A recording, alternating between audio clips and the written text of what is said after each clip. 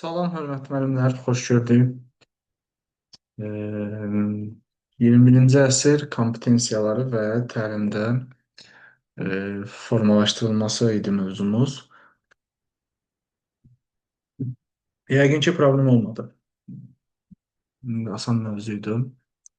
21-ci əsrin əsas eee, kompetensiyaları, eee, yəni 21-ci əsr dünyasında insanın özünə yer tutması üçün, əmək bazarında özünə iş tapa bilməsi üçün vacib bilməli olduğu əsas e, deməli 8 kompetensiya var və müasir dövrdə bunları bilmək insanın e, cəmiyyətdə yer tutmasına, özünü necə deyirlər, sübut etməsinə, uğurlu olmasına səbəb olur, gətirib çıxarır. Kompetensiyalar öyrənən zaman bir neçə suala cavab tapmaq lazım idi. Kompetensiyanın mənası nədir, nəyə xidmət edir, harada və necə formalaşdırılır, eyni zamanda metodikada olan hansı mövzularla inteqrasiya etmək olar onu. Deməli, müasir dövrdə insanın iki qruplaşmış bacarıqları önəmli rol oynayır. Bunların birinə hard skills deyirlər, yəni sərt bacarıqlar. Sərt bacarıqlar insana sahib olduğu peşənin, ixtisasın verdiyi bilik və bacarıqlardır. Yumşaq bacarıqlar isə soft skills adlanır. Bunlar ünsiyyətdir, əməkdaşlıqdır, müstəqil öyrənmədir və sair bu kimi bacarıqlardır. Bununla bağlı biz danışmışdıq əvvəlki dərslərdə. Mən öz dostum üzərindən nümunə çəkmişdim və izah eləmişdim ki, yəni yumşaq bacarıqlar olmadan çox yüksək peşə bacarıqlarına sahib olmaq belə insanı, necə deyirlər, hər zaman uğura aparmır. Və 2006-cı ildə Avropa Şurasının 21-ci əsrin insanı üçün müəyyənləşdirdiyi kompetensiyalar savadlılıq, çox dil bilmək, riyazi elm mühəndislik, mədəni məlumatlılıq və özünü ifadə, sonra şəxsi sosial öyrənməyi öyrənmək, vətəndaşlıq, sahibkarlıq və rəqəmsal savadlılıq kompetensiyalarıdır. Biz bu kompetensiyaların hər birini bir-birindən fərqləndirməyi və bu əsnada bunların şagirdlərdə necə formalaşdırılmalı olduğunu müəyyən etməliyik. Qısaca üzərindən keçsək, savadlılıq kompetensiyası yazılı və yaxud da şifahi şəkildə təqdim olunan informasiyanı, fikri, arqumentləri anlamaq, başa düşmək, şərh eləmək, müxtəlif forma üslublarda ifadə etməkdir. İnterpretasiya eləmək də bura daxildir. Yəni öz sözlərimizlə demək. Müxtəlif nümunələr gətirə bilərik buna. Məsələn, tarix dərsində eyni hadisə barədə 2 dənə fərqli mənbə var. Deyək ki, hətta dərsliklərdə də bəzən mənbənin içində yazılan məlumatla paraqrafın öz içərisində yer alan məlumatlar üst-üstə düşməyən məqamlar olur. Bəzən bunu müəllimlər səhv kimi qiymətləndirirlər ki, bu niyə belədir? Amma bu savadlılıq kompetensiyası formalaşdırmaq üçündür şagirdlərdə. Yəni hadisə barədə 2 fərqli mənbə oxuyub, şagird hər iki mətnin içində olan faktları, istifadə olunan dil və üslubu, müəllifin mövqeyini müəyyənləşdirib müqayisə edir, hansı mənbənin daha obyektiv olduğuna qərar verir və onu əsaslandırır. Bunu edə bilməsi üçün savadlılıq kompetensiyasının formalaşması lazımdır. Bizim bu tip şagirdə tapşırıq verməyimiz məhz savadlılıq kompetensiyasının formalaşmasına səbəb olur. Çox dil bilmək adı üstündə bir neçə dildə ünsiyyət qurmaqdır.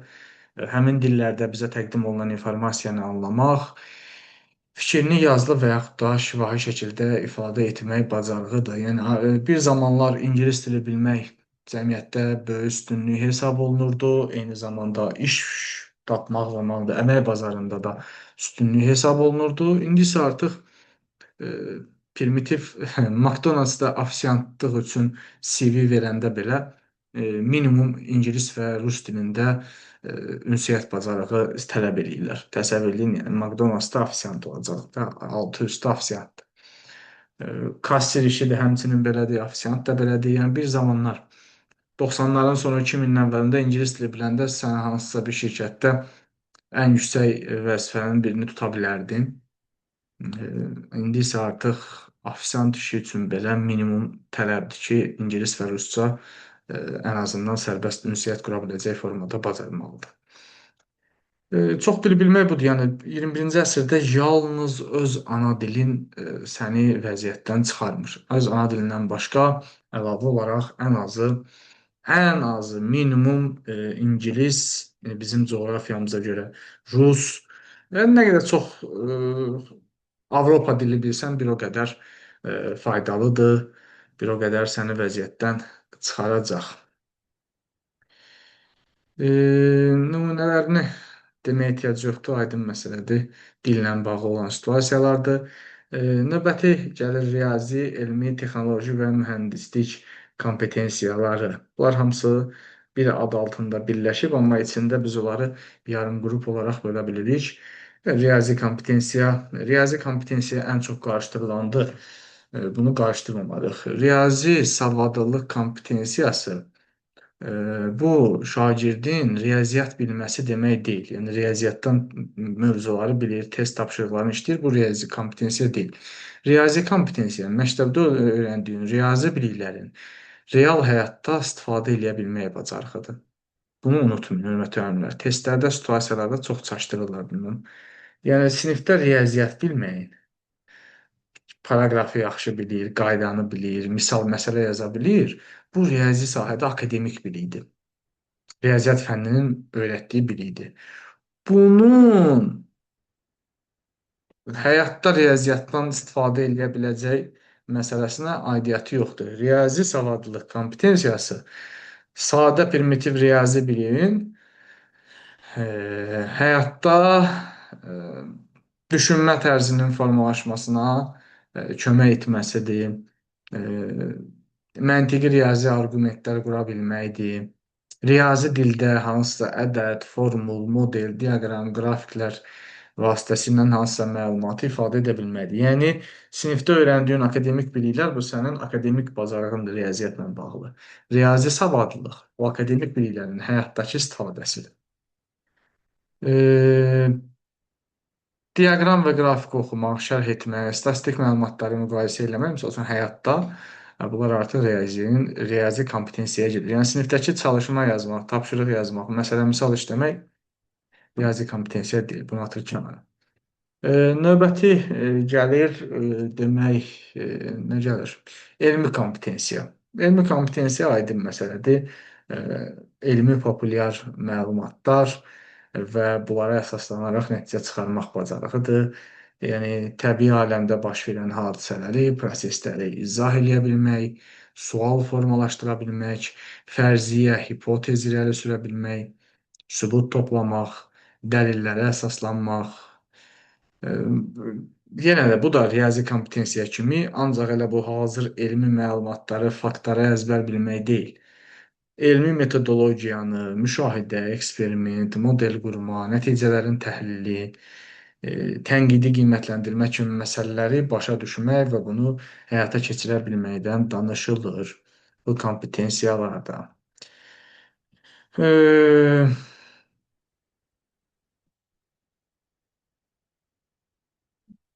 Texnoloji və mühəndislik kompetensiyası, bu da adı üstündə insanların ehtiyac və problemlərinin həllinə yönəlik praktik həll, yenilik yaratmaq üçün elmi və riyazi bilikləri tətbiq etmək bacarığıdır.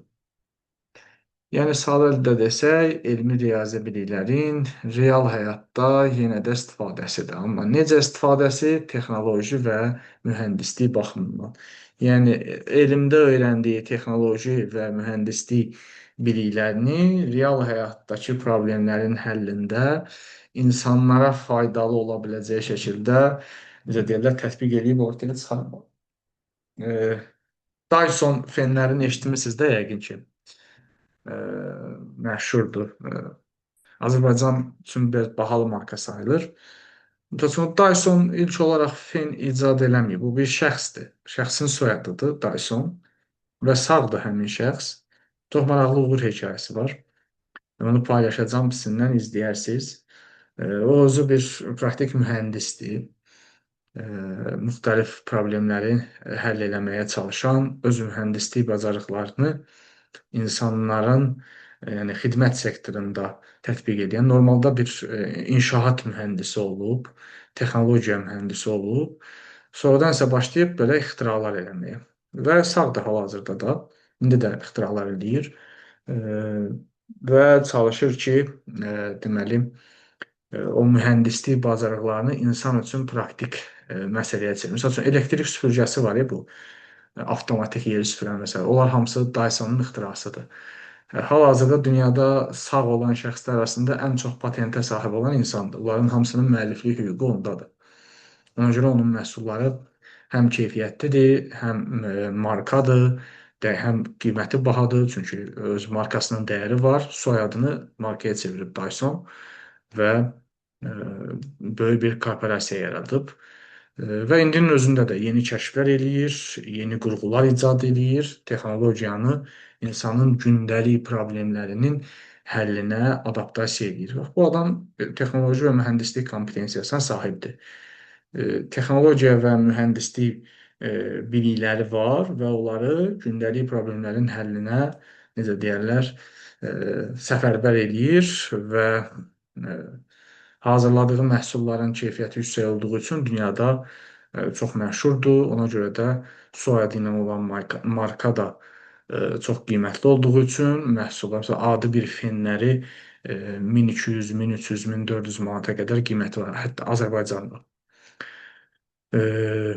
Dünyada da yüksək olduğu üçün bizdə də avtomatik gələndə müxtəlif vergi rüsumlardan sonra belə qalxır. Yəni sadə bir fendir, amma çox praktik, davamlı, dözümlü, çox funksiyalı və üzərində Dyson markasının adı olduğu üçün bu qiymətə gəlib çıxır. Yəni 1300-1400 manata fen, sadəcə saç feni satılır. Belə, real nümunədir də bu şəxs. Yəni hal-hazırda milyarderdir, amma buna baxmayaraq öz fəaliyyətini davam etdirir. Yenə də nələrsə ixtira eləyir, kəşf eləyir və məhsul satır. Yəni istəsə bundan sonra 1000 ildə işləməsə, bütün nəsli də onun pulunu yesə pulu qurtarmayacaq, amma belə bir insandır, çünki o kompetensiyalara sahibdir. Bu üç kompetensiya 21-ci əsr üçün çox vacibdir. Riyazi, elmi, texnoloji mühəndislik kompetensiyaları bir yerdə bu sistem təhsili ki var, bizim İsraildən əsasən götürdüyümüz, idxal elədiyimiz, yəni bunlar sistem yönümlü olduğu üçün 21-ci əsr bacarıqlarının nüvəsini təşkil edir. Və bunlara sahib olan şagirdin həm akademik uğuru nəticəsi yüksək olur, həm də gələcək peşə və gündəlik həyatında kompleks problemlərlə üzləşəndə onları həll edə bilir. İndi artıq vəziyyət tamamilə dəyişib. Əvvəllər misal üçün fermerlər dərman səpən aparatdan istifadə edirdilər. İndi kənd yerində olanlar bilirlər, belə kürəyə asılan bir aparat var idi. Bir əlinlə vururdun, bir əlinlə də üzümü filan dərmanlayırdın. İndi artıq fermerlər dron vasitəsilə dərman səpirlər üzüm sahəsinə və s. Yəni artıq proses bu cür riyazi, elmi və texnoloji mühəndislik kompetensiyalarına necə deyirlər, sərhədlərindən kənarlaşıb, inkişaf eləyib. Bax, bu şəkildə yüksəlib.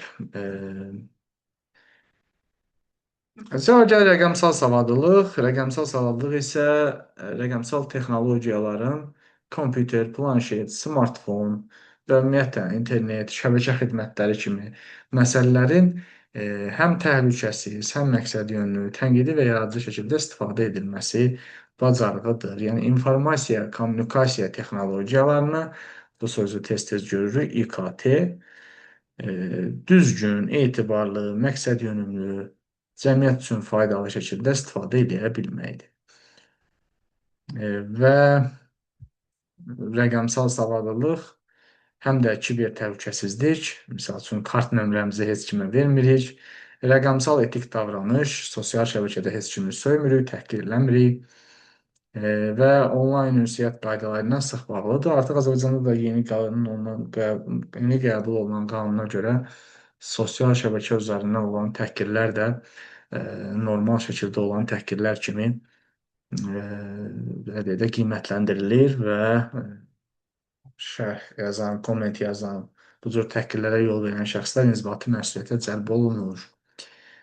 Sonra şəxsi sosial öyrənmək kompetensiyası, bunun da adı üzərindədir. Öyrənmək yeri lap olduqca vacib məsələdir. Öyrənmək 21-ci əsrin ən vacib bacarıqlarından biridir. Həm öyrənmə strategiyalarını tanımaq, həm öz öyrənmə tərzini müşahidə edib təkmilləşdirmək, həm də ömür boyu inkişaf üçün özünə bir hədəf seçmək lazımdır. Daima öyrənmək, öz üzərində işləmək vacib məsələdir. 21-ci əsrdə dayandım, öyrəndim, artıq başa çatdı kimi bir anlayış, qavram yoxdur. Bir məşhur fəlsəfədə var. Lifelong learning deyirlər, həyat boyu öyrənmə. İndi qərbdə bunu belə deyib, bizə belə satırlar, lifelong learning. Şərqdə isə Məhəmməd Peyğəmbərin hədislərində var. Deyir ki, beşikdən qəbrə qədər elm öyrənmək lazımdır.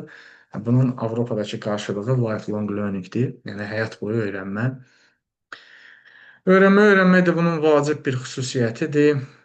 Avropanın eyni zamanda ABŞ-nin də ən məşhur universitetləri, xüsusən top 50-də olan universitetlər tələbələrə dərhal universitetdə ixtisas öyrətmirlər.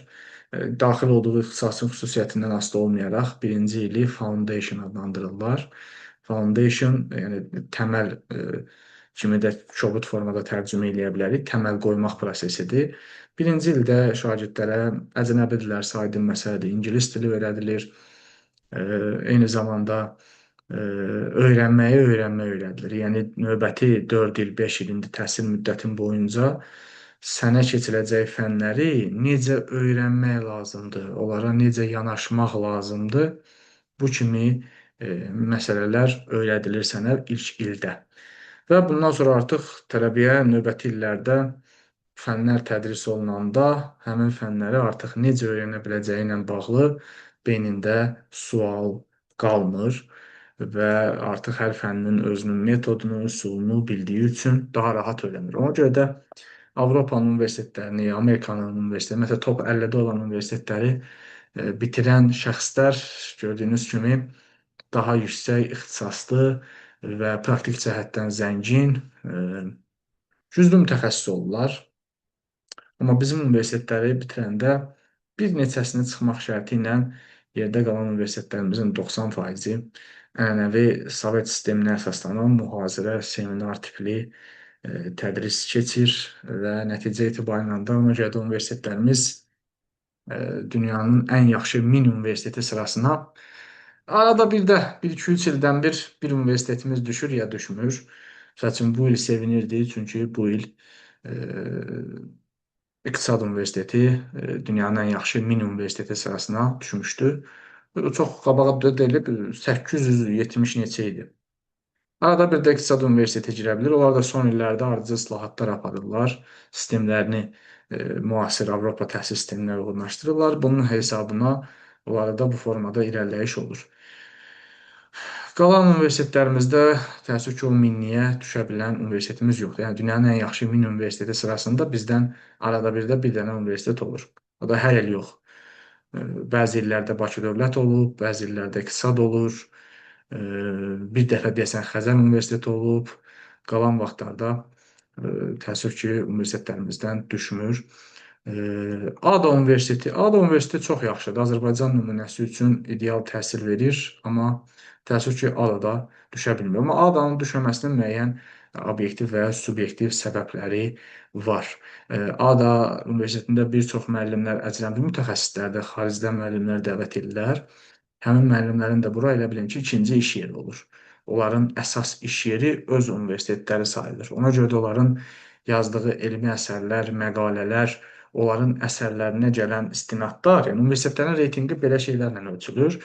Həmin universitetdə dərs deyən müəllimlərin elmi işləri, yazıları, dünyada onların əsərlərinə olan istinadların sayı və s. bununla ölçülür. ADA-da da əcnəbi mütəxəssislər çox yüksəkdir. Yəni yaxşı təhsil verirlər, amma o əcnəbi mütəxəssisin ikinci iş yeridir də. Onun əsas universiteti bizə Kolumbiya Universitetindən müəllim dəvət ediblər 5 nəfər. Kompüter elmlərindən dərs deyirlər ADA-da.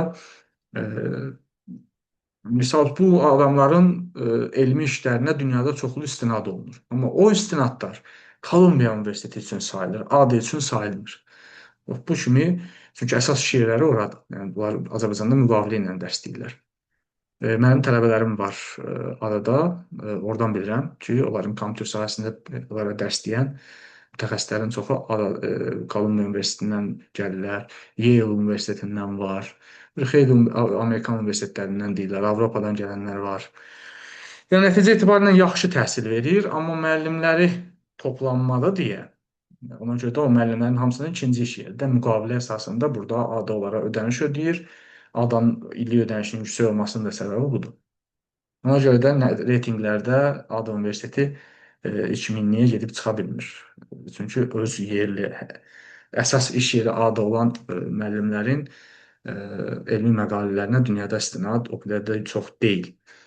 Məsələ budur və beləcə müqayisə üçün, məsəl üçün, bəyənmədiyimiz, geri adlandırdığımız İranın 7-8 universiteti var. Hətta onlardan biri top 100-ün içərisindədir. Yəni, dini dövlət kimi desək də, onların dünyəvi təhsili də yaxşı vəziyyətdədir. Yəni, İranın da bu sahədə uğurları var. Daha çox universitetləri olan təbii ki, İngiltərədir, Amerikadır. Top 10-luq tamamilə İngiltərə və Amerikanın əlindədir. 10-luqdan sonra Koreya, Yaponiya gəlir. Onların universitetləri, xüsusən Cənubi Koreyanın çoxlu universitetləri var. Azərbaycanın məsəl üçün müqavilə imzaladığı universitetlər var, KAIST Universiteti və s. Belə universitetlər var. Sonrasında digər ölkələr gəlir. Türklərdən 1-2 universitet var. O qədər də çox deyil Türkiyənin də payı orada. Və Türk dünyasından ümumi azdır. Avropa ölkələri təbii ki, çoxluq təşkil edir. Mərakeş çoxluq təşkil edir. Afrika ölkəsi kimi görsək də, Mərakeşin universitetləri çox yaxşı təhsil verirlər. Təbii ki, Avropaya yaxın olduğu üçün coğrafi mövqe baxımından təhsillərini də Avropa sistemi əsasında daha sürətli qura biliblər. Bildiyim qədərlə dünyanın ən qədim universitetlərindən biri də Mərakeşdə açılıb. Ən qədim universitetlərindən biri Mərakeşdədir. Belə, gəlir sonra fəal vətəndaşlıq kompetensiyası, insanın öz rolunu cəmiyyətdə dərk etməsi, hüquq vəzifələrinin fərqində olması, ictimai həyata laqeyd qalınması, əşi, mənim nəyimə lazımdır və s. kimi yanaşmalar etməməsi, şuurlu şəkildə cəmiyyətin fəal üzvü olması, qoşulması mənasına gəlir. Sonra başqa fəal vətəndaşlıqla bağlı bir məsələ yoxdur. Sahibkarlıq kompetensiyası. Sahibkarlıq kompetensiyası imkanları, sahib olduğun ideyaları başqaları üçün bir dəyərə çevirib və həmin dəyərin satılmasını təmin etməkdir. Yəni, ideyadan real layihəyə, fəaliyyət formalaşdırmaq bacarığıdır. Yəni, bir növ özünün sahib olduğun hər hansı bir texnoloji imkanı, Steve Jobs. Steve Jobs Apple korporasiyasını formalaşdıranda, yaradanda bəlkə də düşünmürdü ki, nə zamansa dünyanın ən dəyərli məhsullarından birinə çevrilə bilər bu. Lakin 2007-də də, səhv eləmirəmsə, 2007-də o qəti qərar verib ki, haqqındakı kitabda belə deyir ki, bəs dünyanın necə deyərlər, ən dəyərli məhsulunu yaradacağıq. Həmin dövrdə bütün mobil telefonlar belə knopka ilə idi, rəqəmlə idi. Steve Jobs isə Apple-la, yəni iPhone adlandırdığımız telefonla smartfon bazarında inqilab elədi və ilk deməli rəqəmsiz, yəni düyməsiz, sadəcə ekranı tam sensor olan qurğuları cəmiyyətə təqdim elədi. Həmin dövrdə onun ən böyük rəqibi BlackBerry idi. BlackBerry biznesmenlərin filan smartfonu idi. Çox funksional deyildi, amma belə düymələri çox idi də, kompüter klaviaturası kimi idi. Və indi artıq heç BlackBerry-ni yadına salan yoxdur. Heç BlackBerry adlı telefonun olduğunu barədə çox adamın xəbəri yoxdur. Çünki BlackBerry-ni Steve Jobs yoxa çıxartdı. Bazarda ən böyük pay sahibi idi, ən böyük rəqibi idi. Nokia var idi. O dövrdə Nokia işlədənlərin yadına gələr. Bir çox adamların telefonu, iş telefonları Nokia olub. Steve Jobs onların hamısını bazardan sıxışdırıb çıxardı və Apple-ın marka dəyərini yüksəltdi və beləcə, yəni bir dəyərə çevirdi. Elə bir dəyər ki, bu gün siz sadə bir adi bir satışdan 1 manatlıq stəkan alın, 1 manatlıq çaşka. Üzərinə Apple-ın orijinal loqosunu yapışdırın. O çaşkanın dəyəri olacaq 100 dollar. Yəni 1 manata aldığı çaşka üzərində Apple loqosu ilə Apple onu satsa, onu 100 dollara satacaq və alacaqlar. Apple bax belə bir dəyərə çevrilib artıq. Yəni bunlar hamısı sahibkarlıq. Düzdür, Steve Jobs özü bunları görə bilmədi, amma yaratdığı dəyər hal-hazırda dünyanın ən dəyərli ikinci məhsuludur da, ən böyük, ən dəyərli ikinci şirkətidir dünyada Apple. Uzun müddət birinci idi, amma hal-hazırda ikidir. Zaman-zaman birinci yer dəyişir. Dövrün tələbinə uyğun olaraq dəyişir. Hal-hazırda birinci yer SpaceX şirkətidir. Bu Elon Musk'ın kosmik necə deyirlər, araşdırmalar eləyən, Marsa gedən, raket texnologiyasına məşğul olan şirkətdir. Arada bir də Saudi Aramco olur, birinci yer. Saudi Aramco da Səudiyyə Ərəbistanının dövlət neft şirkətidir. Aydın məsələdir neft. Yəni onlar xüsusi bir nəsə sərf eləmirlər də, neft çıxardırlar. Neft qiyməti qalxan kimi dünyada ən bahalı onların şirkəti olur. Apple isə bir insanın yaratdığı dəyərdir. Steve Jobs özü ölsə də hələ 2011-də, amma yaratdığı bax belə bir şeydir. Yəni izah elədim də, bir dənə 1 manatlıq çaşkanın üzərinə Apple loqosu vurulsa, Apple onu satışa qoysa vitrinə, 100 dollara da qoyulsa, o satılacaq. Çünki Apple marka olaraq dəyərli. Onun loqosu, o dişlənmiş almanı nəyin üzərinə vursaz, onun qiyməti 100 qatı olacaq. Budur, bax, sahibkarlıq kompetensiyası. Yəni, əlində olduğun, sahib olduğun imkanı, ideyanı bütün insanlar üçün, bəşəriyyət üçün bir dəyərə çevirib. Yəni, və bunu bahalı bir dəyərə çevirib. Elə bir dəyər ki, bir çox cəmiyyətlər yəni buna status məsələsi kimi baxırlar. Bizim cəmiyyətdə istisna deyil bundan. Sonda gəlir mədəni məlumatlıq, özünü ifadə kompetensiyası, adından da göründüyü kimi fərdin, yəni şəxsin ancaq öz mədəniyyətini yox, digər mədəniyyətləri də tanıması, müxtəlif mədəniyyətlərə hörmətlə yanaşması, mədəni elementləri dərk etməsi, dil, ədəbiyyat, musiqi, incəsənət, adət-ənənə və bunları dərk etməklə paralel həmin onları öz düşüncə və emosiyalarını ifadə eləmək üçün istifadə eləyə bilməsidir. Yəni, yalnız elə muğamı bilim, Azərbaycan mahnılarını bilim, bu mədəni məlumatlıq deyil. Dünya yalnız bizim mədəniyyətimizdən ibarət deyil. Dünya bir çox xalqların mədəniyyəti var. Məsəl üçün, İranın çox zəngin fars mədəniyyəti var, onların ədəbiyyatı, musiqisi, eyni zamanda Şərqi Asiya xalqlarının, Yaponiyanın, Koreyanın, son illərdə xüsusilə Koreyanın mədəniyyəti dünyada çox populyarlaşıb. Əvvəlinə K hərfi qoyurlar, Koreyan hərfi ilə K-pop, K-rock, nə bilim, K-anime, hər şeyin əvvəlinə K hərfi qoyurlar və bununla bütün dünyada çox populyarlaşıblar. Yəni bir növ bütün dünyaya mədəniyyət satırlar. Və milyardlarla dollar gəlir əldə edirlər bundan. Milyardlarla dollar. Yəni bizim neftdən əldə elədiyimizin bəlkə də 10 qatını dünyaya mədəniyyət satmaqla gəlir əldə edirlər. İnkişaf etmiş ölkələrdə bu kimi xüsusiyyətlər var ki, mədəni dəyəri yüksəldirlər. Mədəni məlumatlıq və özünü ifadə kompetensiyası budur. Yalnız öz mədəniyyətini, özümüzü 86,6 min kvadrat kilometr ərazinin içində olanlar yox. Bütün dünyadakı mədəniyyətlərlə tanış olmaq, dil, ədəbiyyat, musiqi, incəsənət, adət-ənənə dərk eləmək və bunu düşüncə və emosiya ifadə etmək üçün istifadə eləməkdir. Bəzi xalqların mədəniyyəti bizə boş gələ bilər, şagirdlərimizə də gülməli gələ bilər. Misal üçün, İspanların Bunyol şəhərində keçirilən Tomatino festivalı var. Bir-birinə pomidor atırlar, sonra nə bilim, öküzləri açıb buraxırlar, öküzlərə pomidor tullayırlar, küçədə öküzlərin qabağında qaçırlar. Mən bu izləyəndə bizə çox belə necə deyim, məntiqsiz davranış kimi gələ bilər. Tonlarla pomidor tullayır, amma e, keçən gün bir məqalə oxuyuram. Hər il İspaniyanın bu Tomatino adlanan festivaldan əldə elədiyi gəlirin miqdarına baxıram. E, Rəqəm təsəvvür edirsiniz nə qədərdir? Turistlərin təkcə bura gəlməsi, öncədən otellər rezerv eləməsi ölkəyə ən azı 10-12, bəzi illərdə 14, pandemiyadan əvvəl isə ümumiyyətlə 20 milyard dollarlıq gəlir gətirir.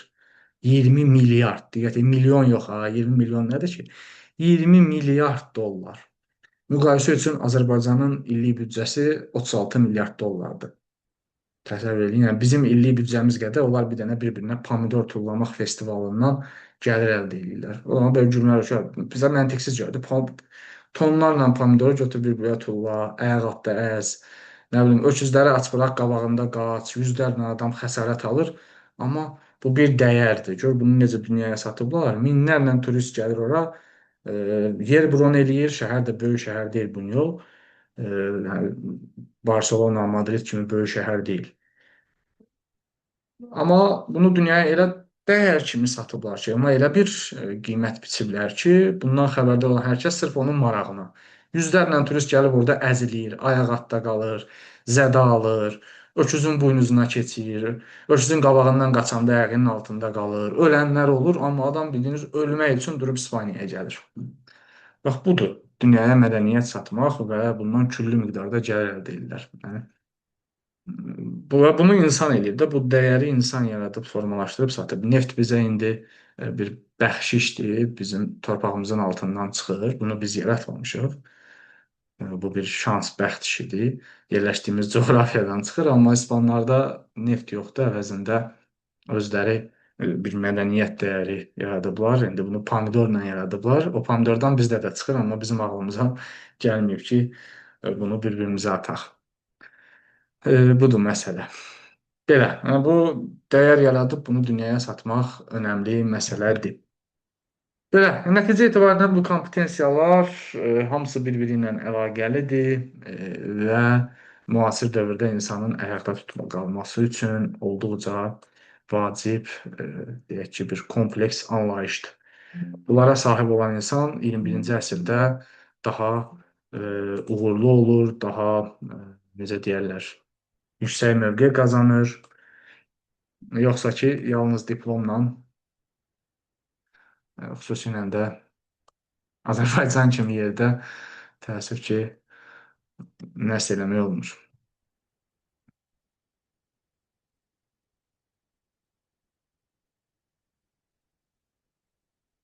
Tapşırıqlarına baxaq, görək kompetensiyaları biz necə fərqləndirə biləcəyik.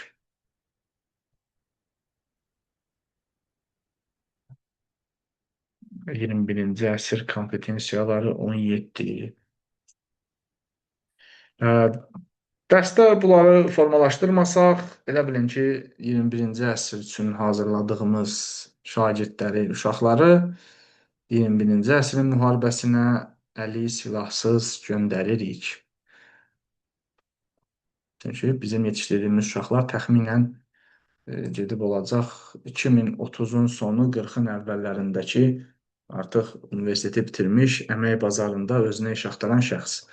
Həmin dövrdə isə artıq il-ildən görürük ki, necə dəyişkən gəlir. Həmin dövrdə isə şagirdlərimizə mütləq yeni kompetensiyalar lazım olacaq. Başlayaq. Aysel müəllimə ilə başlayaq. Salam müəllim. Tamam. Cədvələ əsasən uyğunluğu müəyyən edin. Doğruda doğru, yanlışda yanlış. Aha.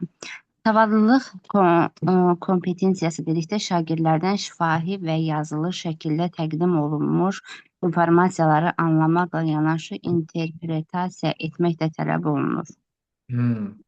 İnterpretasiya mənasını nə dedim? Özünküləşdirib öz cümlələrindən izah eləmək. Bəli, bəli, öz sözləri nə demək? Doğrudur. Rəqəmsal savadlılıq dedikdə İKT vasitələrindən istifadə etmək bacarığı ilə yanaşı, onlar vasitəsilə əldə edilən informasiyanın etibarlılığının sorğulanması nəzərdə tutulur. Bu da doğrudur. Onda cavab A variantı. Oxuyum müəllim 3-dən 4-ü. Oxuyun, oxuyun. Düz fikri Aha, oxumağa demişəm, hər zaman fayda var. Beynimizin aha. düz fikirləri tanınması üçün lazımdır. Şəxsi sosial və öyrənmə kompetensiyası dedikdə vaxtı və informasiyanı səmərəli idarə və istifadə etməklə yanaşı öyrənmə prosesində şagirdin öz emosiyalarını da tənzimləməsi nəzərdə tutulur. Doğrudur. Çox dil bilmək kompetensiyası dedikdə yalnız digər dilləri öyrənmək yox, həmçinin o dilə hörmət etmək, o dilin vacib elementlərini mənimsəmək də nəzərdə tutulur. Bu da doğru. Bəli. 21-ci əsr bacarıqları ilə bağlı olan fikirlərdən hansı yanlışdır? Şagirdlərdə bu bacarıqları formalaşdırmaq üçün onların müəyyən bir yaş həddinə çatması əsas şərtlərdən biridir. Əslində müəyyən bir istənilən yaşda yox, şagirdlərdə bu bacarıqları formalaşdırmaq üçün olan müəyyən bir yaş həddinə çatması. Bu qalsın, məncə yanlış kimi gəlir, amma qoy digər variantları oxuyaq, əmin olaq.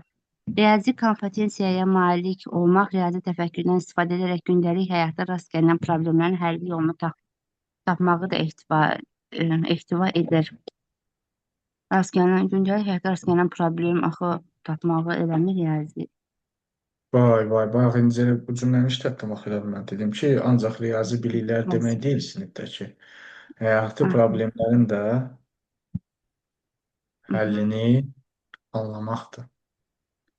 Bu da doğrudur. Rəqəmsal savadlılığa malik olmaq həm də rəqəmsal texnologiyadan əldə edilən informasiyanın etibarlılığını yoxlamaq, ona tənqidi yanaşmağa ehtiva edir. Bu da doğrudur. Şəxsi sosial və öyrənmə kompetensiyası həm də emosiyaları düzgün idarə edərək gələcəyə yönəlmiş planlar qurmaq bacarığını da ehtiva edir. Bu da doğrudur. Maliyyə savadlılığı nümayiş etdirməklə başqaları ilə müzakirələr aparıb, riskləri nəzərə almaq sahibkarlıq kompetensiyasına aid xüsusiyyətdir. Bu da doğrudur. Bu da doğrudur. Elə A-dır deyəsən mənimsə. Bəli. B də doğrudur. Riyazi kompetensiya elə Mənim riyazi yadıma düşdü. təfəkkürdən Orada istifadə elə edərək deyildi. gündəlik həyatda rast gəlinən problemlərin həllini tapmaqdır. Yəni riyazi bilikləri gündəlik həyatda istifadə edə bilməkdir. A səhvdir. Müəyyən bir yaş həddinə yox. Biz bunu öyrənirik ki, istənilən yaşda, yəni Başında hə. oturub gözləmirik də hansı yaşa çatmaq. İstənilən bir yaşda bunu eləmək olar. Dayan da bir dəqiqə. 3. Müəllim dərs zamanı keçiriləcək mövzuda şagirdlərlə debat təşkil edir. Şagirdlər mövzu ilə bağlı iki fərqli mövqedən çıxış edirlər. Lakin onlar debat zamanı öz fikirlərini dəstəkləyəcək düzgün arqumentlər gətirə bilmirlər. Müəllim proses boyu şagirdlərin mənbələri düzgün araşdırmaq bacarığının olmadığını da müəyyənləşdirir. Situasiyaya bağlı hansı fikir doğrudur? Deməli, nə idi? Dərs zamanı keçiriləcək şagirdlər debat mövzuya bağlı mövqedən çıxış edir, lakin debat zamanı öz fikirlərini dəstəkləyəcək düzgün arqument. Aha. Şagirdlərdə doğrudur. Şagirdlərdə savadlılıq kompetensiyası zəifdir. Onlarda tənqidi düşünmə bacarığının inkişafına ehtiyac var. Müəyyən proseslər düzgün. Doğru fikir kimi götürə bilərik elə A-nı. Amma yenə də oxuyum digər variantları. Şagirdlərdə rəqəmsal savadlılıq yox. Burada rəqəmsal savadlılıq kompetensiyası zəifdir İKT məsələsi heç yoxdur. uyğun deyil. Şagirdlərdə mədəni məlumatlıq bu da deyil. Şagirdlərdə sahibkarlıq bu da deyil. Şagirdlərdə bu da deyil. Elə A-dır doğru. Nadirlər. Savadlıq kompetensiyası zəifdir, düzgün arqumentlər gətirə bilmirlər, mənbələri araşdırma bacarığının olmadığı ortaya çıxıb, eyni zamanda tənqidi düşünməyin də inkişafına ehtiyac var, bu da zəifdir. Tənqidi düşünmə, yəni tənqidi təfəkkürlərdə yoxdur. Düzdür. Olsaydı düzgün arqumentlər gətirə bilərdilər. Ən azı, bəli. Ən azı, bəli. Təşəkkür edirəm Aysel müəlliməm. Aygün müəlliməm, 4. Salam müəllim, axşamınız xeyir olsun. Axşamınız xeyir. 4. Uyğunsuzluq müəyyən edin. Yəni mənim doğrudan səhvi tapırıq, yanlışdan doğrunu tapırıq. Hı Mədəni -hı. məlumatlıq səhifəsinə malik olmaq şahidlərin müxtəlif icmalar arasında empatiya və anlayış inkişaf etdirir. Bu doğru fikirdir. İcma xalq, tayfa, birlik, İcma, insanlar bəli, mənim. toplumuna icma deyirlər. Bəli, mənim. Mədəni məlumatlıq səhifəsinə malik şahidlər müxtəlif mədəniyyətlərə tanış olmaq, müqavimət göstərmir, açıq fikirli nümayiş etdirirlər. Mədən olan müqavimət göstərən açıq fikirli nümayiş. Mən əslində belə bir şey eşitmişəm, amma dərsə baxmamışam. Yəni ki, keçən illər universitetdə belə bir fən keçmişik. Yəni sanki bu cümlə tanışlıq vardı. Nə keçmisiniz? Tolerantlıq keçmisiniz yoxsa nə? Mənim şey keçmişik biz. Nədir onun adı? Tarixin Multikulturalizm. metodikası. Hə, Metodikası. tarixin metodikası. Hə, hə, o var. Hə. Bəli, orada belə bir şeylər var. Çünki multikulturalizmdə də var bu. Bəli, mənim var. Multikulturalizm keçmişik. Tolerantda multikultural. Daha sonra mənim şahidlərim müxtəlif mədəni təcrübələrə fəal iştirakını təşkil etməklə onların mədəni məlumatlıq səriştəsini inkişaf təmin edə bilər. Bu doğrudur. Bu doğru fikirdir. Şahidlərin mədəni məlumatlıq səriştəsinin formalaşdırılması daha əhatəli və zəngin öyrənmə təcrübəsi yaradır. Mədəni məlumatlıq səriştəsi desəm bu da doğrudur. Prosta ki, cavabdan anlamalıq yəni. Şahidlərin mədəni məlumatlıq səriştəsinin formalaşdırılması daha əhatəli və zəngin öyrənmə təcrübəsi yaradır. Bu doğru fikirdir müəllim. Yəni ki, Təbii ki, məncə bu doğru. müsbətdir. Təbii ki, doğru fikirdir. Mədəni məlumatlıq səriştəsinin tanış olan qabiliyyətləri açıq fikirlə yetirirlər. Mən müqavimət göstərmir əslində. Bu doğrudur. Sadəcə olaraq nəysə burada qaldım. Müqavimət göstərmirsə sizi burada nə narahat edir? Mən bu nəysə bu cümlə mən bu doğrudur yoxsa səhvdir bu cümlə? Müqavimət göstərmir düzgün anlayışdır da. Yəni yeniliklərə açıqdır da. Müxtəlif mədəniyyətlərlə tanış olmağa, onların bayramlarını, nə bilim xüsusiyyətlərini, geyimlərini, adət-ənənələrini öyrənməyə müqavimət göstərmir. Yəni ona qarşı çıxmır. Onu qəbul eləyir. O Bunu məna. öyrənməyə açıqdır bəli. Bəli, Yaxşı müəllim. da yeniliyə qarşı müqavimət göstərməmək onu qəbul etmək mənasına gəlir. Siz necə başa düşürəm mən? Elə bil ki, sanki nəysə öyrənməyə müqavimət göstərmir. Elə bil ki, sanki Yox, nəsə deyir ki, tanış olmağa müqavimət göstərmir də. Bu yaxşı şeydir axı. Tanış olmağa müqavimət göstərsəydi, bu qarşı çıxmaq mənasında olacaqdı. Bəli, aydındır.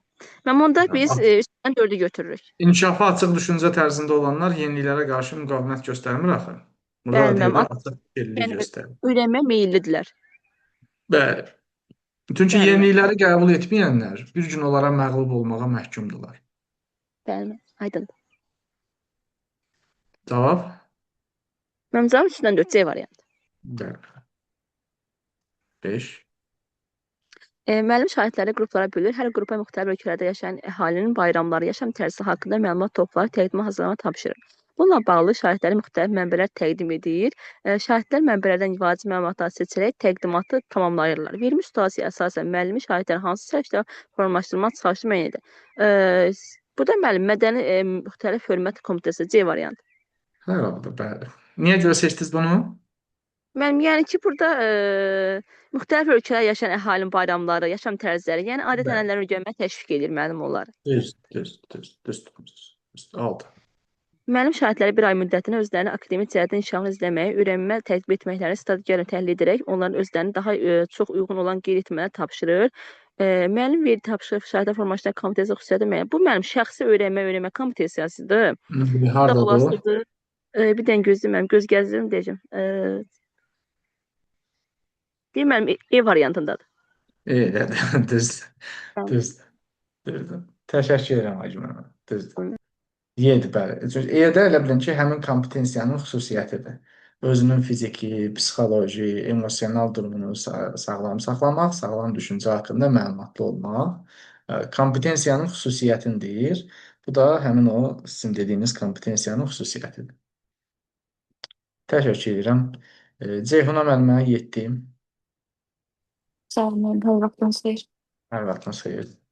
2024-cü ilin Yaşıl Dünya naminə həmrəylik ili elan edilməsi ilə əlaqədar müəllim şagirdləri istifadə edilməyən ərazilərdə yaşıllaşdırma işlərinin aparılması ilə bağlı layihə və təqdimat hazırlamalarını tapşırır. Şagirdlər qruplara təyin edilmiş müddət ərzində həmin ərazilərin xüsusiyyətlərini araşdırıb layihə təqdim etməlidirlər. Qruplar araşdırmada ofis proqramlarının imkanlarından effektiv şəkildə istifadə edirlər. Kompensasiyanı tapırıq. Demək, burada fəal vətəndaş mövqeyi var. Bir də ofis proqramlarından istifadə edirsə, şeydir, nədir? Rəqəmsal. 1 2. Düzdür. Düzdür. Bəli, ofis ümumiyyətlə düz izah elədiniz. Əlavə şərh vermə. Ofis proqramlarına görə rəqəmsaldır. Bəli. Ofis proqramları bu Word-dür, Excel-dir, PowerPoint-dir, bu slayd hazırlamaq üçün olan. Növbəti. Məktəbdə şagirdlər üçün dərnəklər təşkil olunur. Bəzi şagirdlər əlavə dil öyrənmək məqsədilə dil dərnəyinə yazılır. Şagirdlərdən bir neçəsi dərnəyə davamlı olaraq gəlsə də, müəllimin verdiyi tapşırıqları vaxtında yerinə yetirmir. Uğursuzluqla qarşılaşdıqda tez ruhdan düşür və çıxış yolu tapmaqda çətinlik çəkir. Verilmiş situasiyasının şagird davranışı haqqında hansı fikri söyləmək olar?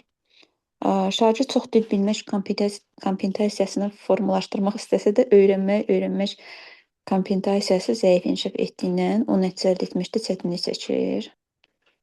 Aha. Məncə olar bu. Söyləmək olar deyir də. Sübut eləyək. Çünki deyir, dil öyrənmək məqsədilə dil dərnəyinə yazılır. Bu birim. İstəyir ki, yazılır da, həvəsi var, amma davamlı olaraq gəlsə də deyir, tapşırıqları yerinə yetirmir və ruhdan düşür. Yəni bu da öyrənmək kompensasiyası zəif olur burada üçün. Düzdür. Məncə düz oldu. Bəli. Digərlərini də oxuyun. Variantları yoxsa? Variant. Yox, variantı itirdikdə dəqiq tapdıq da. Tamam. Dil məsələsi, dil öyrənmək və uğursuzluqda ruhdan düşmək, öyrənmək, metakognitiv bacarıqları zəifdir. 9.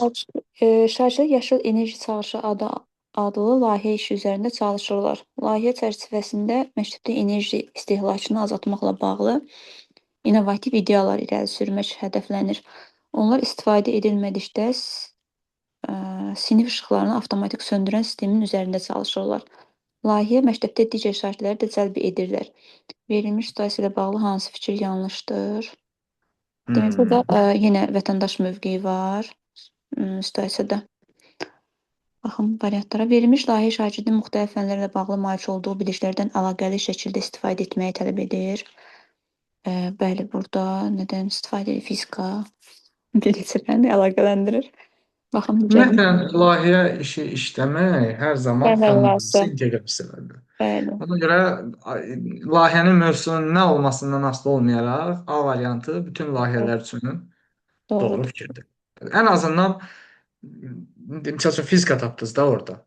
Bəli. Olsun fizika. Layihədə mütləq büdcə və s. də var deyə riyaziyyatla getdik. Riyaziyyat da var, bəli. Ona görə ən azı da yəni minimumunu deyirəm. Səhv tapmağımızla yanaşı deyirəm. Layihələrdə hər zaman biz fənlərarası inteqrasiya götürə bilirik. Amma sual olunur, yalnız fənlərarası inteqrasiya mı? Bu situasiyaya görə dəyişir. Amma qarantiya olan şey fənlərarası inteqrasiyadır. Bəli. Layihə işinin effektiv nəticələnməsi şagirddə vaxtı və informasiyanı səmərəli idarə və istifadə etmək bacarığı tələb edir. Bu da doğrudur, doğru fikirdir. Bəli. Layihə şagirdlərdə müxtəlif situasiyalarda konstruktiv ünsiyyət qurma bacarığının formalaşdırılması baxımından da effektiv hesab edilir. Bəli, layihədə də əməkdaşlıq ünsiyyət doğrudur. Bəli, çünki layihə işi hər zaman nə ilə olur? Qruplarla olur. Qruplarla olduğuna görə. Layihə əsaslı öyrənmədə baxmışdıq da buna. Hər zaman qruplarla olur. Qrupdursa 5-6 nəfər var. Burada da ünsiyyət var. Konstruktiv olanda da konstruktiv nədir? Müsbət idi də. Bunun mənfisi destruktiv olan idi. Bu da effektivdirmi? Hə, konstruktiv və onsuz da həllə yönəlik deməkdir də. Yəni yaxşıdır. Bəli. Layihə üzərində işləyərkən şagirdlər müxtəlif fənlərdən əldə etdikləri bacarıqlardan real həyati problemlərin həllində istifadə etmək imkanı qazanırlar. Bəli, bu da doğrudur, fənlərarası. Bəli. Layihənin gedişatının şagirdlərin yoldaşlarını motivasiya etməsi onlarda savadlıq, kompensasiyanın inkişafına təsir edəcək. Yox, fənlərarasıdır. Fənlərarası olmadı. Real həyati problemin həllində istifadə olunsa bu fənn üstü olur. Fənlərarası da olar da, müəllim, olmaz. İkisi də götürə bilməli. Təbii ki də onu A-da götürdük də. Buradakı amma sırf real həyatda problem olduğu üçün buna fənn üstü deyirik. G variantı səhvdir. Çünki deyir yeni səhv çıxmadan başqa şansı yoxdur artıq. Yoxdur. Çünki həm deyir motivasiya etməsi, onlarda savadlıq deyil, sosial nə idi? Şəxsi sosial öyrənməyi. Bəli, odur. Savadlılıq kompetensiyasını yoldaşlara motivasiya vermək yaxşıdır, amma bu savadlılıqlarına kömək eləmir onlara. Ona görə iyi, yanlışdır. Təşəkkür edirəm Ceyhan müəllimə. Sağ ol.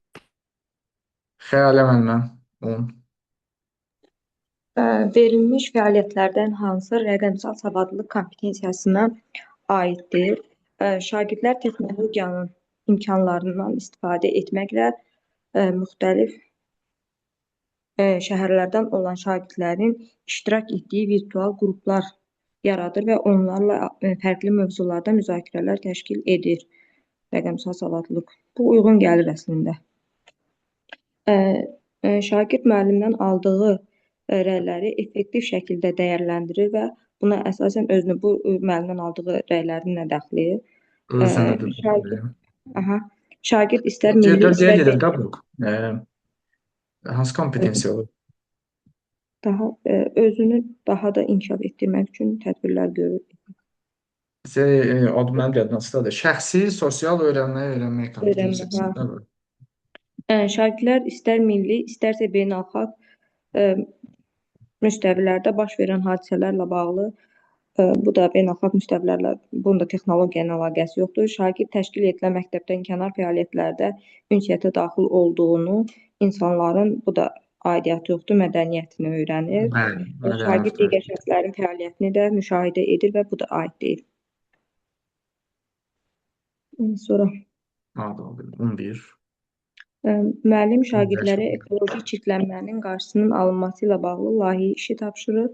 Layihəyə başlamazdan öncə onlar araşdırma aparır. Şagirdlər ekoloji narahatlıqlara səbəb olan plastik tullantıların təbiətə atılmasının miqdarının artdığını müşahidə edirlər. Müəllim şagirdlərdən müxtəlif amilləri nəzərə alan həll yolları təklif edərək bu problemi həll etmələrini istəyir. Verilmiş situasiya ilə bağlı hansı fikir yanlışdır? Şagirdlər atılan plastik qabların sayını müəyyən etməli, onların sayını necə azalda biləcəklərini araşdırmalıdır ki, bu da onlarda riyazi savadlılıq.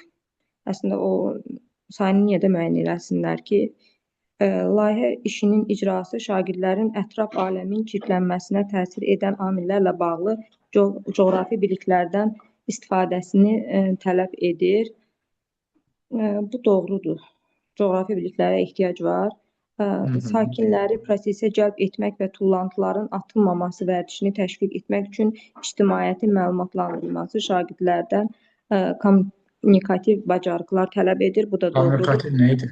Kommunikativ bir dəfə yazmışdıq bir sualın üzərində. şagirdlərdən kommunikativ bacarıqlar. Kommunikasiya Ünsiyyət bacarıqları tələb edir.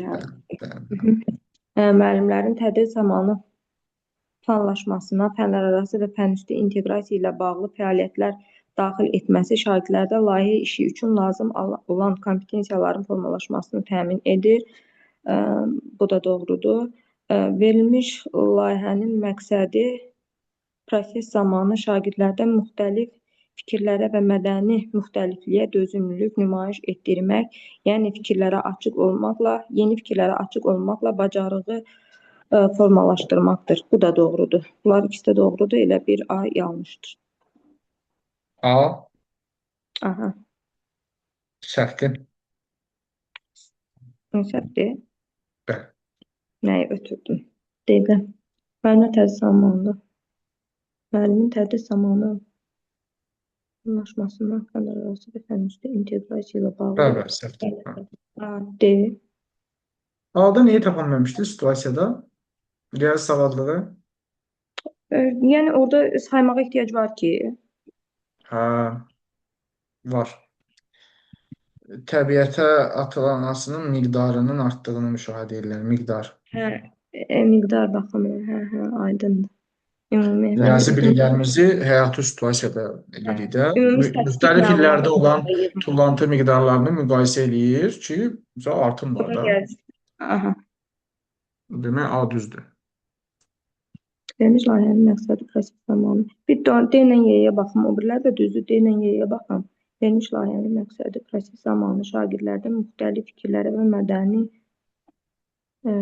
müxtəlifliyə dözümlülük nümayiş etdirmək, yeni fikirlər açıq olmaq. Y-nin əlaqəsi yoxdur da bundan, müxtəlif fikirlərə.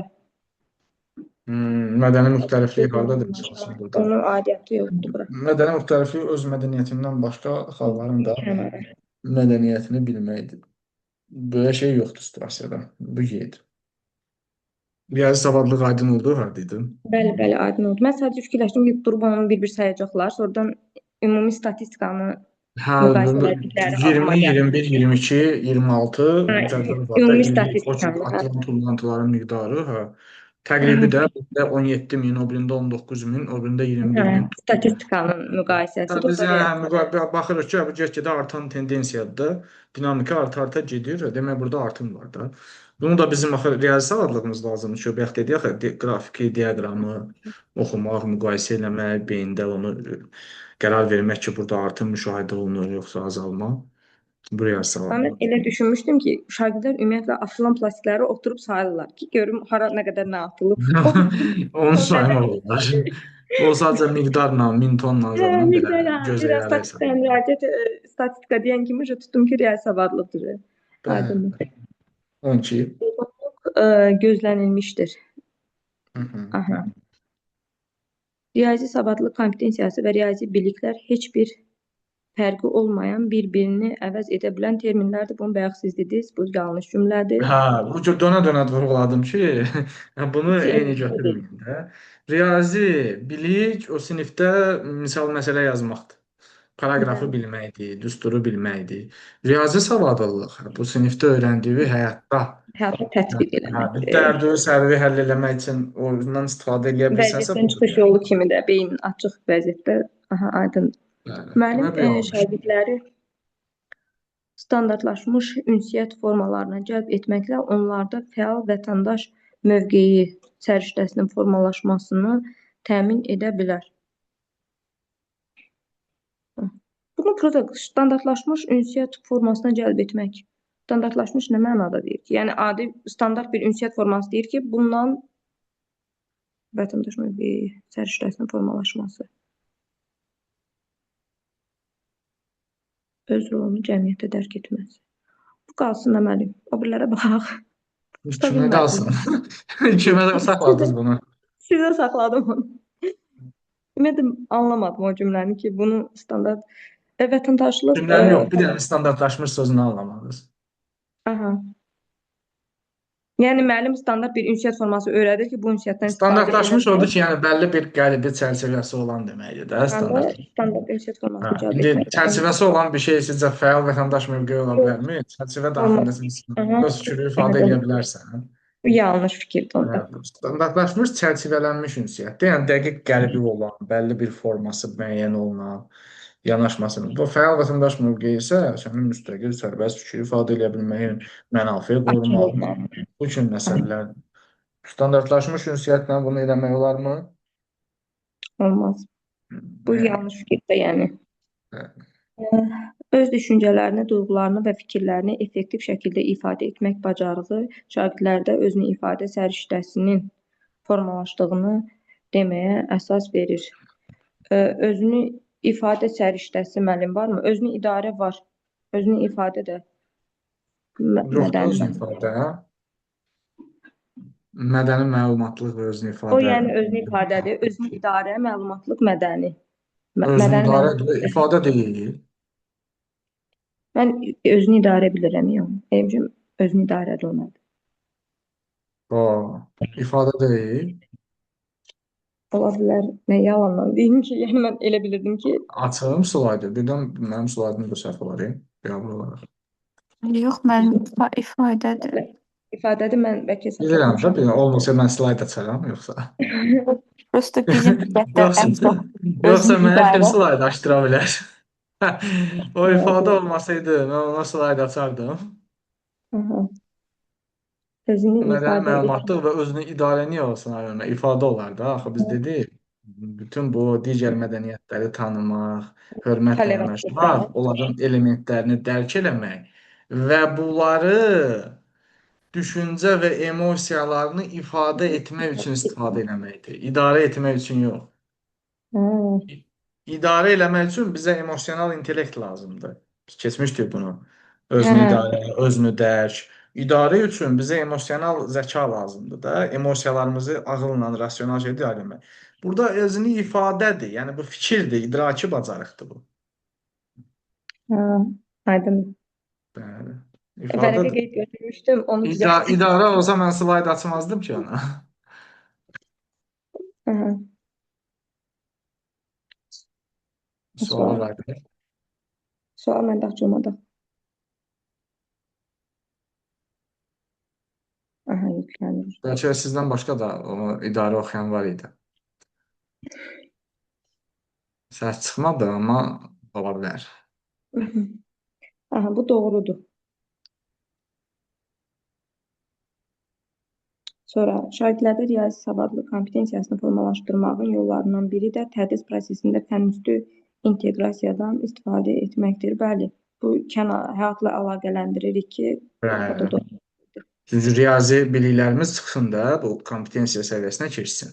Həyatı situasiyanı eləyək. Cavab Ondan olur 1, olur 1, 4. 4. Düzdür. Təşəkkür edirəm. Sonra Ülviyə müəllimə 13. Salam, axşamınız xeyir olsun. Çox sağ olun. Şagirdlər yaşıllaşdırılmış sahələri artırmaq və havanın çirklənməsi ilə mübarizə məqsədilə geniş miqyaslı ağızlaşma kampaniyasının planını hazırlayırlar. Yəqin fəal vətəndaş mövqeyi ilə danışılacaq. Fəaliyyət zamanı şagirdlər vətəndaşlarla söhbət aparmalı, onları bu kampaniyada aktiv iştirakçı sövq etməlidirlər. Eyni zamanda onlar ağac növlərini ekoloji faydalarına və yerli iqlim şəraitinə uyğun araşdırıb, nəticəni əks etdirən təqdimat hazırlamalıdırlar. Verilmiş situasiyaya əsasən hansı fikirlər doğrudur? Şagirdlərin ümumi maraqlar üçün digər insanlara əməkdaşlığa sövq etmələri onların fəal vətəndaş mövqeyi kompetensiyasına malik olduqlarını göstərir.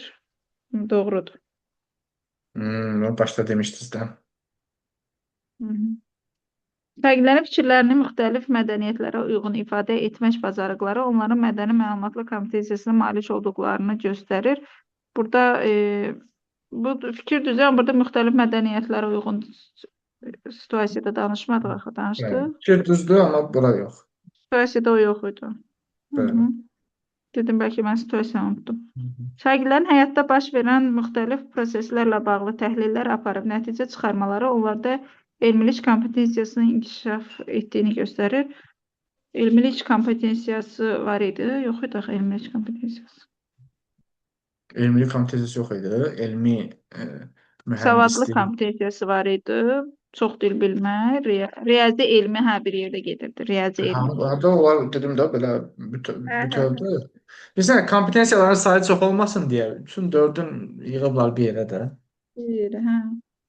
Şəxsi sosial öyrənmək 3 kompetensiyada yığıblar bir yerə. Mədəni məlumatlıq, özünü ifadə ikisi də yığıblar bir yerə. Bu elmi, texnoloji, riyazi, mühəndislik 4-ü bir yerdə də yığıblar bir yerə. Bu fikir amma elmilik kompetensiyasına aiddirmi? Əslində elmilik kompetensiyasında var idi təhlil etmək. Onda doğrudur bu da. Hə, araşdırma aparıb təhlil eləmək, bəli, elmi məlumatlar. Elmi kompetensiyası. Bəli, elmilik. Bu elmiliyə əsasən qərar verdiniz, yoxsa aşağıya baxıb rəqəmsalı görüb gördünüz, yoxdur? Yox, aşağıya hələ düşməmişəm həqiqətən. Elmiliyin içində fikirləşirdim ki, elmilikdə nələr var idi. Yadıma ki, orada təhlil etmə var idi. Sonra 4 şagirdlərin yaranmış problemin həllinə maraq göstərməsi onlarda rəqəmsal savadlı kompetensiyasının inkişaf etdiyini söyləməyə imkan verir. Yox, rəqəmsal İKT lazım idi bizə. Bəli, yoxdur. Elmiliyin yerin gəlin göstərək müəllimlərə, qoy aydın olsun. Ağac əkmə, fəaliyyət, vətəndaşlarla söhbət, bu da buradadır. Ağac növlərini ekoloji yerli iqlim şəraitinə uyğun araşdırıb nəticəni əks etdirən təqdimat. Bu təqdimatı hazırlamaq üçün burada elmi araşdırma lazımdır. Bəli. Bu doğrularımız 1-3 B variantı. Gözdür. Sonra şagird qarşısına qoyduğu məqsədlərə çatdıqca onda özünə inam artır, hələ çatmadığı hədəflərin səbəblərini araşdırıb səhvlərini təhlil edir, uğurlarını və uğursuzluqların səbəblərini müəyyənləşdirdikdən sonra müəllimdən istiqamət alaraq bəzi mövzuları daha dərindən araşdırmağa qərar verir. Verilmiş situasiya ilə bağlı hansı fikir doğru hesab edilir? Bu şəxsi sosial öyrənmək kompetensiyasıdır. Ona görə Amma aşağıda başqa şey istəyir bizdən. şagird öz bacarıqlarını müəyyən etməklə bağlı səriştəyə sahibdir. Sahibdir də, şagird özünü tanıyır. Şagird öyrənmə stratejiya haqqında məlumatlıdır. Bu da düzdür. Şagird problemlərin həlli üçün qərar qəbul etmə bacarığı inkişaf edib. Burada problemdən danışmışdıq. Hətta bilmədikləri olanda müəllimdən soruşurdu. Yəni, bu da düzdür. Şagird vaxtdan səmərəli istifadə etmək bacarığına malikdir. Bu haqda vaxtı deməmişdi. Şagirdin məqsədə çatmaq üçün daxili motivasiyası yaxşı inkişaf edib. Motivasiyası var ki, uğursuzluqların səbəbini müəyyənləşdirə bilir. Dedi burada. Düz. Bəli, deyil. Vaxtdan Bu istifadə qərar edib bilirsiz daxili hardadır? məlumat Qərar bir də burada. Dərindən araşdırmağa qərar verib. Ona görə problemin həlli üçün, yəni bəlli bir problemi var. Bunu necə həll edəcəyi ilə bağlı da bir qərarı var. 15. Yanlış fikri müəyyən edin. Şagirdlərdə müstəqil öyrənmə səriştəsinin formalaşdırılmasında onların özünün motivasiya bacarığının inkişaf etdirilməsi əhəmiyyətli rol oynayır. Bəli, motivasiya olmalıdır ki, müstəqil də, yəni valideyn təzyiq olmadan da uşaq olsun. Bəli. Müəllim şagirdlərdə mədəni məlumatlılıq kompetensiyası formalaşdırmaq üçün Azərbaycanın müxtəlif bölgələrinin kulinariya nümunələri ilə bağlı müzakirə təşkil edə bilər. Ola bilər də. Düzü dedi, mədəni məlumatlıq bir dənə Azərbaycana çərçivələnməməlidir, amma yenə də başlanğıc üçün Amma ən azından oradan başlamalıdır. Azərbaycanı öyrənsinlər, sonraki çıxarlar kənara. Hə, təbii ki. Birinci oradan başlasın, biz öz ölkəsinin mədəniyyətini bilsin, sonra qalanını inşa eləsin. Şagirdlərdə riyazi savadlıq səriştəsinin formalaşdırılması riyazi anlayışları real həyatı situasiyalara tətbiq etmək bacarığına ehtiva edir. Bəli, bu düzdür. Biz demişik ki, bilmək yetərli deyil, onu həyata tətbiq Bayaq etmək. dediyim cümlə, üçüncü dəfə çıxır qabağımıza. Riyazi savadlıq nədir? Riyazi bilikləri real həyatı Həyatda situasiya işləmək. tətbiq eləmək bacarıqdır. Yoxsa çalışma, misal, məsələ yazmaq bu akademik bacarıqdır. Müəllim şagirdlərə öz fəaliyyətlərini monitorinq edib uyğun tənzimləmələr etmələrinə istiqamət verməklə onlarda şəxsi sosial öyrənmək kompetensiyasının inkişafını təmin edə bilər. Edə bilər də. Bu da düzdür. Nə oldu, hamısı düz gəlir. Yerinin səhv çıxmanın başqa şansı yoxdur. Mütləq. Şagirdin riyazi savadlı kompetensiyasına malik olması onun bu fənlə bağlı akademik bacarıqları ilə ölçülür. Hə, bu səhvdir. Akademik Digər cümlə bacarıqları. demişəm, görürsünüz nə qədər sualda kömək eləyir. Riyazi savadlığa malik olması üçün bu fənlə bağlı akademik bacarıqlar yox, bu belə deyil. Onunla ölçülmür. Biz o akademik bacarıqları, yəni riyazi savadımızı həyatda harda, situasiyada göstərə bilirikmi, istifadə edə bilirikmi, bununla ölçülür. Yoxsa O ki belə. birbaşa təlimdə olurdu. Əvvəldən müəllim belə fikir edirdi ki, uşaqlar səhv eləməsin. Birbaşa təlimin xüsusiyyəti idi. Ki, hansı bir fikir deyir ki, uşaqlar orada bir öncədən bəli, səhv eləyə biləcəkləri məqamı bildirmək birbaşa təlimin xüsusiyyətidir. Müəllim, onlar bir sual vereyim. Mən əvvəlində yox idim dərsin. Deyə bilərik də kompetensiyyaların hamısı akademik biliklərin həyatda tətbiqidir bu şəkildə.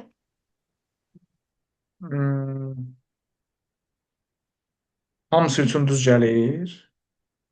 Hamısı üçün düz Fəal gəlir. vətəndaşlığın akademik biliyi var.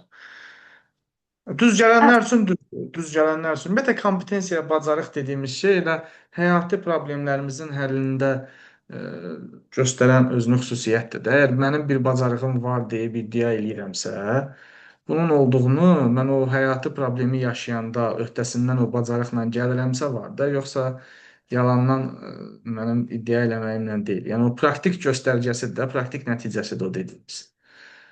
Yəni sizin o bacarığınızın olduğunu mən necə qənaət gətirə bilərəm? Əgər o həyati problemlə rastlaşanda həmin o məndə var dediyiniz o bacarığı ortaya qoyub onu aradan qaldırırsınızsa, demək bu bacarığa sahibsizdir. Bu kompetensiya sizindir. Aydın. Sağ ol. Təşəkkür edirəm Rüyanə.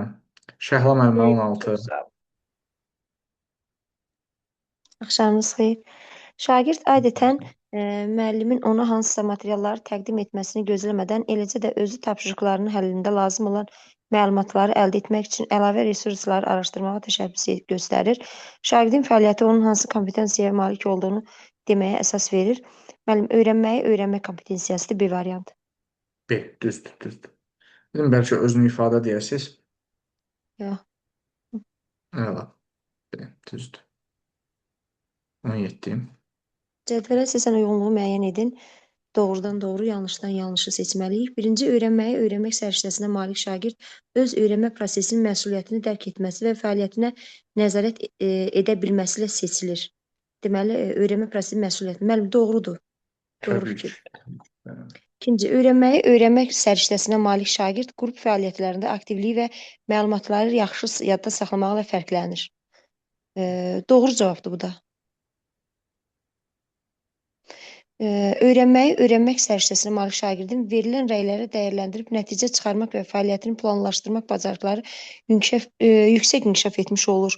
Nəticə çıxarmaq və fəaliyyətini planlaşdırmaq. Bu da doğru fikirdir, müəllim.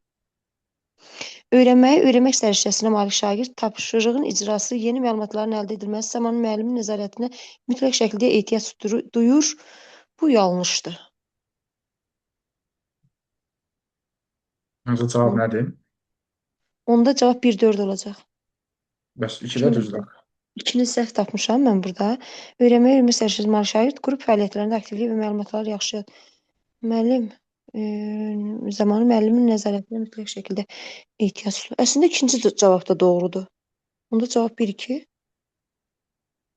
Birinci doğrudur. Bir də öyrənməyi öyrənmək. 4-də düzdür axı. Yanlışın altında yanlışdır. Birini səhv tapmısınız. Hə, yanlışın altına yanlışı tapmalıyam da. Onda hə, birlə yanlışın altına yanlışı tapmalıyam. Çaşdım bir dəqiqə. Birincidir, uyğunluqdur da, hə. Bir də vermiş rəylər dəyərilir. Səriştəsinə malik şagird tapşırığın icrası yeni məlumatlar. Müəllim, yanlış cavabdır. Elə 4-cü müəllimin nəzarətinə niyə Orada ehtiyac 2-də qalır. 2 qalır axı. 2 doğrunun altında doğrudur.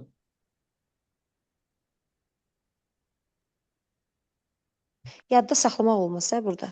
Yadda Orada saxlamaqla savadlıq fərqlənir. kompetensiyasıdır. Kompetensiyasına. Savadlıq. Öyrənməyi özünlə bağlı biliklərdir də. Burada öyrənmək qrup işində aktivliyidir, məlumatı yaxşı yadda saxlamaqdır. Bu sadəcə əzbərdir, hafizədir. Bu öyrənmək kompetensiyası deyil. Bu səhvdir. Səhvdir, bəli. 1-lə 4 olacaq. Bəli, 1-4. Yəni biz onu ikinci savadlıq kompetensiyası kimi götürə bilərik. Yəni elə bir situasiya düşsə. Yox, niyə savadlıq götür? Savadlıq fərqli şeydir. Bir şeyi yaxşı yadda saxlamaq, bu savadlıq demək deyil. Bu bizə Sovet təfəkküründən qalıb. İnsanlar o dövrdə çoxlu məlumat bilən, fakt bilən, ensiklopediya oxuyan adamlara savadlı deyirdilər. İndiki zamanda çox məlumat, çox fakt bilmək savadlılıq göstəricisi deyil. Bu savadlılıq, çoxlu məlumat, fakt bilmək savadlılıq demək deyil, hə. Bəli, gördüyün işlərlə səni qiymətləndirirlər indiki dövrdə. Bəli, bu savadlılıq demək deyil. Savadlılıq tamamilə fərqli şeydir. Vallahi elə savadlı adam Əvvəllər tanıyıram. crossword yazanlara da savadlı deyirdilər. Misal üçün, mən universitetə girəndə kənddə yaşamasam da, kəndimizə gedəndə deyirlər ki, sənin universitetə girməyin normal haldır. Dedim, niyə? Deyir, o vaxtı, bu cavanlıq vaxtında kənddə ən yaxşı crosswordu sənin atanla dayın yazırdı. Hətta yarışırdılar, bir-birlərini uda bilmirdilər. Timer qurub, timerlə crossword yazırdılar. İkisi də doldururdu səhvsiz. Təsəvvür gör, nə ilə əlaqələndirirlər mənim universitetə girməyimi? Ki, atanla dayın yaxşı crossword yazırdı. Onlar kimsə kənddə nəsə tapmayanda o dövrdə televizor falan yox idi də. İnsanların marağı belə şey idi. Crossword yazmaq. Crossworddan sonra xanıya bir söz tapa bilmirdilər. Cavabı bilmirdilər sualın. Deyir, ya sənin atana gedib tapırdılar, ya da dayına gedib deyirdilər. Onlar deyib 100% tapırdılar. Deyir, onlar boş qoymurlar crossword. Hamısını doldururdular. Mənim universitetə girməyimi aparıb bağlıbır atamla dayımın yaxşı crossword yazmasını. Savadlılıq çünki o dövrdə belə. Ata-analarım çox ensiklopediya oxuyublar. Çoxlu faktlar bilirlər. O dövrdəki e, Azərbaycan Sovet ensiklopediyasını oturub oxuyublar. Sinif yoldaşı olublar da. Bir yerdə oturub o ensiklopediyanı oxuyub bir-birinin sual-cavab bilirlərmiş. Hərflər üzrə olan 10 cildli Azərbaycan ensiklopediyası var. 76-dan 83-ə qədər nəşr olunub. Rəsul Ruzanın redaktorluğu ilə. Qırmızı üzlü kitabdır. Bu çox adamın evində var o 10 cildli ensiklopediya. Onu oturub oxuyublar. Ona görə çıxan bütün krossvordları doldururlarmış. Təsəvvür edin, indi o dövrün anlayışında savadlılıq buymuş da. Yəni krossvordu səhvsiz bütün xanalarını doldurursa, boş qalmırsa bu adam savadlıdır.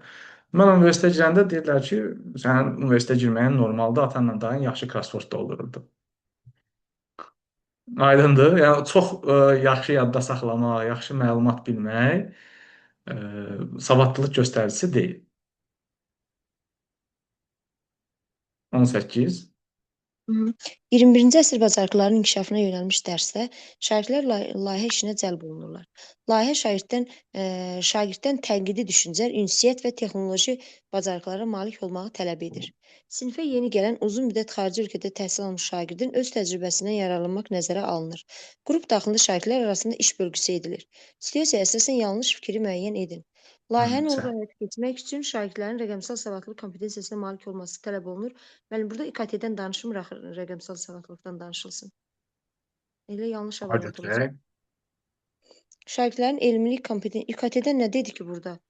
Texnoloji bacarıqlar. Texnoloji bacarıqlar var. Bizə dəqiqə şagirdlərin elmilik kompetensiyasına malik olmaları onların layihə zamanı əldə olunan informasiyaları doğru təhlil etməsinə yardım edir. Elmilik kompetensiyasına. Tənqidi düşüncə, ünsiyyət və ünsiyyət elmilik kompetensiyasıdır. Layihə şagirdlərdə yumşaq bacarıqların qərar qəbul etmə və müstəqil öyrənmə səriştələrini formalaşdırmağa şərait yaradır. Yumşaq bacarıqlar demişdiniz ki, ünsiyyətdir. Şagirdlərin arasında bir-birlə ünsiyyət qurmalarıdır. Bu da doğrudur. Layihə zamanı problemi həll edərkən şagirdlərin müxtəlif mədəni xüsusiyyətlərini nəzərə alması onlarda fəal vətəndaş mövqeyi səriştəsinin yüksək olduğunu göstərir. Doğrudur. Şagirdlərin eyni layihə daxilində müxtəlif fəaliyyətlərə cəlb olunması müəllimin şagird yönümlü yanaşmasının tələblərini qoruduğunu göstəricisidir. Müəllim, Y variantı yanlış olacaq da elə. Mən A variantı çaşdım. O variantında burada A-nı necə dediniz? A-nı axırda bir şərh verdiniz. KT-dən danışılmır. Sonra dedim ki, texnoloji bacarıqlardan danışır. Bəli, özünüz tapdınız. Bəli. Texnoloji deyir ki, bu tələb edir. Yəni deyir, mütləq bu bacarığı olmalıdır ki, bu layihəni eləsin. Onda deməli nə tələb olunur? Rəqəmsal savadlılıq tələb olunur. İş bölgüsü varsa yumşaq bacarıqlar da var. C də doğrudur. Şagirdlərin müxtəlif mədəni xüsusiyyətlərin nəzərə alınması. Burada xarici vətəndaş gəlib deyə bunun D variantını da əslində doğru götürmüşdüm. Fəal vətəndaş mövqeyinin səriştəsinin yüksək olduğunu. Yəni deyir ki, sinifə yeni gələn uzun müddət xaricdə təhsil almış şagirdin. Ona görə D variantını mən götürmədim. D variantı özü içində təzadlı axı. Nə mənada? Müxtəlif mədəni xüsusiyyətlərlə fəal vətəndaş mövqeyi, bunlar fərqli səriştədir axı. Müxtəlif mədəni xüsusiyyətləri nəzərə almaq fəal vətəndaş mövqeyi yox. Mədəni müxtəlifliyə hörmət prinsipini formalaşdırır. O ayrı kompetensiyadır. Xaricdə yeni gələn şagirdə görə. Yəni bunu nəzərə almaq fəal vətəndaş mövqeyini formalaşdırmır axı. Mədəni müxtəlif düz deyirsək, o xarici vətəndaşın gəlməsi düz söhbətdir. Amma o fəal vətəndaş mövqeyi formalaşdırmır. O mədəni müxtəlifliyə hörmət və özünü ifadə səriştəsi formalaşdırır. Mənim xarici vətəndaş demirik, xarici təhsil almış deyir. O mədəni müxtəliflikdir ki, o bizim vətəndaşdır. Məsəl üçün bizdən geri baxır. Müəllimənin dediyi olsun, fərqi yoxdur. İstənilən halda müxtəlif mədəni xüsusiyyətlər fəal vətəndaş mövqeyi formalaşdırmır axı. Yox, o səhvdir, D variantı səhvdir. Sadəcə o şagirdin gəlməyinə görə, yəni mədəni müxtəliflik götürülməz axı. Aydın məsələdir. Mən onu da var sayıram da. Şəhla müəllimənin xətrinə deyirəm ki, yaxşı, onu da düz sayıram. Amma müxtəlif mədəni xüsusiyyətləri bilmək fəal vətəndaş mövqeyi səriştəsi deyil. Mədəni müxtəlifliyə hörmət onun özünün ayrıca səriştəsi var. Yəni cümlə özü içində bir təzad var. Ona görə doğru. D variantı. Amma A-nı yaxşı qayıtdı. Son anda texnoloji bacarıqlar sahibi olma. Texnoloji bacarıq, yəni texnologiyanın xüsusiyyətlərindən istifadə. Bu informasiya texnoloji savadlılıq demək deyil. Texnoloji savadlılıq texnologiyanın imkanlarını bilmək və ondan bəzən güclədir, yeni bəli. nəsə istifadə eləmək üçündür, istehsal eləmək üçündür. Hı. Texnoloji amma misal üçün hal-hazırda misal üçün kompüter qarşımızda dərs keçirik. Yəni texnologiyadan istifadə edirik də, budur. Aydın. Təşəkkür edirəm Şəhla. Sağ olun. İnarə müəllimə 19. Axşamınız xeyir müəllim. Xeyr. Şagirdlərdə şəxsi, sosial və öyrənməyi öyrənmək səriştəsinin formalaşdırılması ilə bağlı yanlış fikri müəyyən edin. Şagirdlərdə başqaları ilə münaqişələrdən yayınmağa yardım edir. Şagirdə fikirləri müxtəlif mədəniyyətlərə uyğun şəkildə ifadə etmək üçün əhəmiyyətlidir. Şagirdə özünə inam yaradır və onu dövrün tələblərinə uyğunlaşmasına yardım edir. Şagirdə yumşaq bacarıqların inkişafını təmin edən əsas amillərdir. Şagirdlərin müxtəlif situasiyalarda emosional sabitlik nümayiş etdirməsinə şərait yaradır. Şəxsi, sosial öyrənməyi öyrənmək, özünə inam, dövrün tələblərinə uyğunlaşma. Münasibət Hansı yanlışdır? A-la C arasında qalmışam. Şagirdlər başqalarıyla münaqişələrdən yayınmağı yox, A deyil. Şagirdlərdə özünə inam yaradır və onun dövrün yumşaq bacarıqların inkişafını təmin edən amillərdəndir.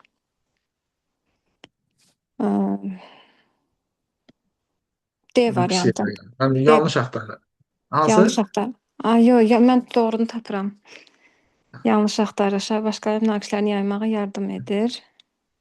Şagirdlərdə fərdi müxtəlif mədəniyyətlərə B variantı. A-la C arasında qalmışdınız. Elə hazırlaşırdım deyəm ki, A-la C-nin arasında qalmayın, ortasını götürün. Yox, başlığına yanlışı doğru. Hə, biz yanlış fikir vermirsiniz ki, bəs A da düzdür, C də düzdür, D də düzdür, Y də düzdür. Aydın da deyir, mədəniyyətlərə uyğun, müxtəlif mədəniyyətlər, onun mədəni müxtəlifliyi. Mədəni məlumatlı, bəli. 20. Müəllim şagirdlərə onlayn əməkdaşlıq platformasında istifadə edərək sinif yoldaşları ilə birgə etmələri üçün layihə üzərində iş tapşırır. Hər bir üzv paylaşılan materiala məzmunla bağlı əlavələr etmək üçün məsuliyyət daşıyır. Komanda üzvlərinin biri təsadüfən sənədin mühüm bir hissəsini silir. Şagirdin hansı addım atması onun rəqəmsal savadlığa malik olduğuna deməyə əsas verər. Burada variantları oxuyaq. Silinmiş məzmunu bərpa etmək üçün sənədin tarixçəsini və ya təkrar emal qutusunu yoxlamağı təklif etmək. Yaranmış problemə məhəl qoymadan layihənin özünə bu deyil, dəqiqliyi təmin etmək üçün silinmiş hissəni yenidən təkrar hazırlanması, komanda üzvlərinin səhvlərini müəyyən məsuliyyətini öz üzərində götürmələrini təmin etmək bu da deyil. Yaranmış situasiyada emosional sabitlik nümayiş etdirməklə fəaliyyətin yenidən nəzərdən keçirilməsi bu da deyil. Silinmiş məzmunu bərpa etmək üçün tarixçəni və ya təkrar emal qutusunu. A yoxdur cavab. Silinmiş hissənin yenidən təkrar hazırlanması ilə A-dır. Bəli, A. B niyə olmaz? Emal qutusuna görə A-dır. B-də yaranmış problemi məhəl qoymadan məhəl qoymamaq, bəli. C-də də təkrar hazırlanmada burada texnologiyanın adını çəkmir də, yəni necə hazırlanması. Təkrar hazırlamaq ki, uzun vaxt gedəcək də, o təzədən başdan işlə. Bu deyil. D-də burada üzərinə götürməni təmin etməsi. Öz üzərinə götürmək. Bəli, bu da deyil. Yaranmış situasiya emosional sabitlik nümayiş etdirmək, nəzərdən keçirmək bu da deyil. Emosional sabitlik bu emosional intellektdir, davranışın tənzimlənməsidir də, yəni əsəbləşməməkdir və s. Amma bizə deyir ki, rəqəmsal savadlılığa aid olsun. Y düzdür, amma bizdən rəqəmsal savadlılıq dediyi üçün biz A-nı götürürük. Bəli. 21. Müəllim məktəbdə kağız israfının azaldılması mövzusunda qrup işi tapşırır. Şagirdlər bir həftə ərzində siniflərdə istifadə olunan kağızın miqdarını ölçür. Əldə etdikləri məlumatlar əsasında faiz nisbətlərini müəyyənləşdirir. Hesablamalara əsaslanaraq kağız israfının azaldılması üçün əsaslandırılmış təkliflər hazırlayıb təqdim edirlər. Burada riyazi olacaq. Riyazi savadlılıq kompetensiyası. Yox, 2 dənədir riyazi. Savadlılıq kompetensiyası, riyazi C variantı. Riyazi. Düzdür. Təşəkkür edirəm. Sağ olun. Mehriban müəllimə. Bəli, müəllim, axşamınız xeyir olsun. Axşamınız xeyir. Cədvələ əsasən uyğunsuzluğu müəyyən edin. Demək, yanlışlar axtaracağıq. Riyazi savadlılıq əsasən şagirdin mürəkkəb hesablamaları müstəqil və sürətli aparması ilə xarakterizə olunur. Ona görə də kalkulyator və ya vizual modellərdən istifadə etmək bacarığın formalaşmasına mane ola bilər. Xeyr, səhvdir. Sonra Niyə? Çünki riyazi savadlılıq akademik bacarıqlar deyil, gündəlik akademik həyatda bəli, tamamilə belə. Siz izah verdikcə mənim dərslərim yadıma düşürdü ki, uşaqlara ən azından o kəsirləri izah eləyəndə, onları o manatla, qəpiklə izah edəndə çox rahatçılıqla onlar o kəsirləri Bəli. başa düşürdülər. Yəni kömək eləyir. Sonra Riyazi savadlılıq elə odur da, dərsdə öyrəndiyin o hesablama bacarığını, məsələn, pul hesablayanda, pul hesablayanda, manat mağazada qəpik nəsə öyrənəndə, aldı-satdı orada istifadə edə bilirsənsə, demək riyazi savadlılığın var da sən. Bəli, elə daha maraqlı və tez qavrayırdılar. Savadlılıq kompetensiyası oxu yazı bacarıqları ilə yanaşı, məlumatı düzgün anlamaq, qiymətləndirmək, gündəlik həyata tətbiq etmək və fikrini aydın şəkildə ifadə etmək qabiliyyətidir. Gündəlik həyata tətbiq etmək riyazi savadlılıqdır. Savadlılıq kompetensiyası deyil, səhvdir. İki səhv. Aha. Yanlışa keçək. Öyrənmək kompetensiyası şagirdin öz öyrənmə ehtiyaclarını dərk etməsi, məqsəd qoyması, uyğun strategiyalar seçməsi, özünü izləyib qiymətləndirilməsi, əldə etdiyi nəticələrə əsasən öyrənmə yolunu tənzimləmə bacarığıdır. Bəli, düzdür. Mədəni məlumatlı kompetensiyası müxtəlif mədəniyyətlər haqqında ümumi məlumatlı olmaq, hə də multikulturaldır bu da. Bu biliklərə əsasən insanların davranışlarını əvvəlcədən proqnozlaşdıraraq ünsiyyəti standartlaşdırmaq bacarığıdır. Düzdür. Nə oldu? Uyğunsuzluq 1-2. Əfəndim. Yanlışında altında 2 dənə doğru var.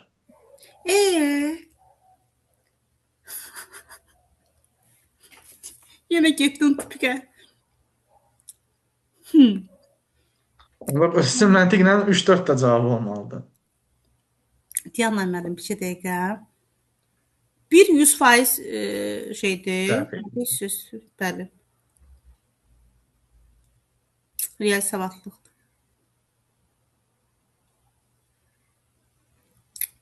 Savadlılıq kompetensiyası oxu yazı bacarıqları yanaşı məlumatı düzgün anlamaq, qiymətləndirmək, gündəlik həyata tətbiq etmək, fikrini aydın şəkildə ifadə etmək qabiliyyətidir. Bu axı riyazi savadlılığa uyğun gəlir.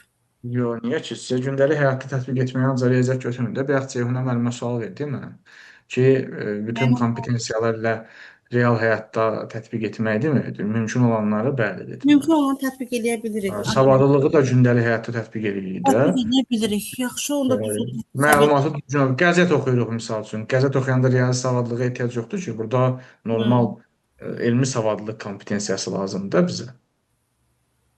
Yaxşı. Oxuduğumuz məlumatı anlamaq, qiymətləndirmək. Bu düzdür. Yaxşı, düz olsun. Keçdik yanlışlara. Doğrudursa, yanlışlar, onda yanlışdan biri doğru olmalıdır ki, səhv cavab götürə bilər. Öyrənmək kompetensiyası şagirdin öz öyrənmə ehtiyaclarını dərk etməsi, məqsəd qoyması, uyğun strategiyalar seçməsi, prosesdə özünü izləyib qiymətləndirməsi. Bu tənqidi təfəkkürdür. Yox, özünü çaşdırmayın. O düzdür. Burada səhv olan 4-dür. 4 niyə səhvdir? Yenə ünsiyyəti standartlaşdırmaq bacarığı. O standartlaşdırmaq biraz gözümə girdi mənim. Amma tam anlamadım. 1-3-dür burada.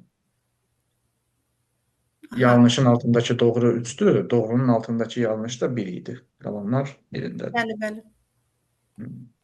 Növbəti 23. Nə də böyük suallardan mən. Yuxarını oxuyuram, aşağı yadımdan çıxır. Alış-verişlə bağlı tapşırıqda şərtlər, cədvəl, qrafik və mətn şəklində verilmişdir. Müəllim müşahidə edir ki, şagirdlər hesablamaları düzgün aparsalar da, nəticələrin real həyatda nəyi ifadə etdiyini izah etməkdə, verilmiş məlumatları əlaqələndirilməkdə və həll yolunu əsaslandırmaqda çətinlik çəkirlər. Şagirdlərin zəif tərəflərini inkişaf etdirmək üçün müəllim hansı addımı atmalıdır? Məsələnin həll addımlarını lövhədə mərhələli şəkildə göstərməli, şagirdlərin həmin addımları izləyərək düzgün cavabı yazmasına şərait yaratmalıdır. Xeyr. Şagirdlərə hesablama nəticəsini yoxlayan suallar verməli. Qrafikdəki məlumatları özü izah etməlidir ki, səhv yaranmasın. Düzgün yanaşma deyil bu da. Şagirdlərə bu nəticə real həyatda nə deməkdir və hansı məlumatla nəticəyə gəlirdi kimi istiqamətləndirici suallarla riyazi model qurmağı və həll yolunu əsaslandırmağa yönəltməlidir.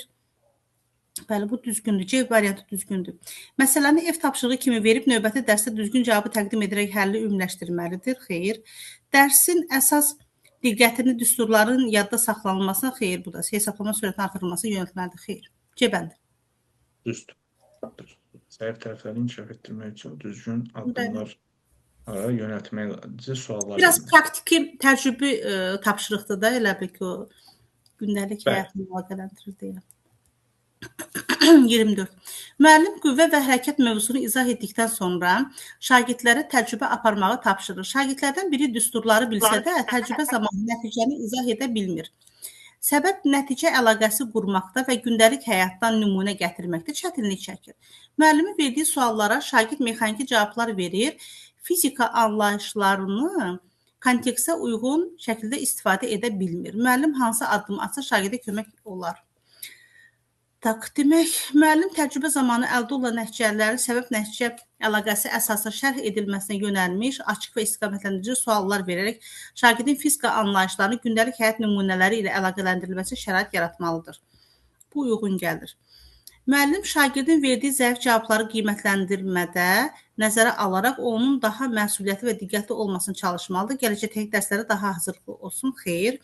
Müəllim şagirdin çətinlik çəkdiyi termin və anlayışları ayrıca siyahı şəklində tərtib edir. Hər dərsin əvvəlində qısa təkrarlar aparmalıdır ki, terminoloji bilikləri möhkəmlənsin. Xeyr. Müəllim şagirdin güclü tərəflərini konkret nümunələrlə vurğulayaraq onu həvəsləndirməli və dərsə marağını, özünə inamını artırmağa çalışmalıdır. Xeyr. Y bəndini oxuya bilərəm mən. Cavab A-ya uyğun gəlir. Müəllim şagirdə mövzu ilə əlavə ev tapşırıqları verərək biliklərin möhkəmləndirməsini və məsələ həllini daha çox məşq etməsini təmin etməlidir. Xeyr. A bəndi. A. Bəli. Doğrudur. Təcrübə və səbəb-nəticə əlaqəsi əsasında şərh edilməsinə yönəliş açıq və istiqamətləndirici suallar verir. Suallar verir, bəli. Bəli, scaffolding. Digərləri çox qıt idi və elə bil ki, çərçivələnmiş cavablar idi bu sözlə. Bəli, scaffolding fəaliyyəti deyirlər də buna, yol göstərir. Cavabı vermir, bunu əvəzinə yol göstərir. Təşəkkür edirəm Mehriban müəllimə. Çox sağ olun. 5. Rəvanə müəllimə.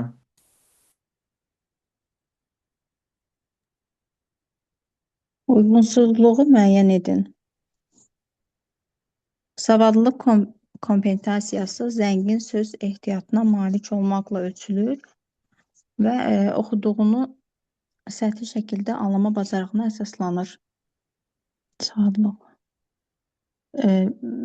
Zəngin söz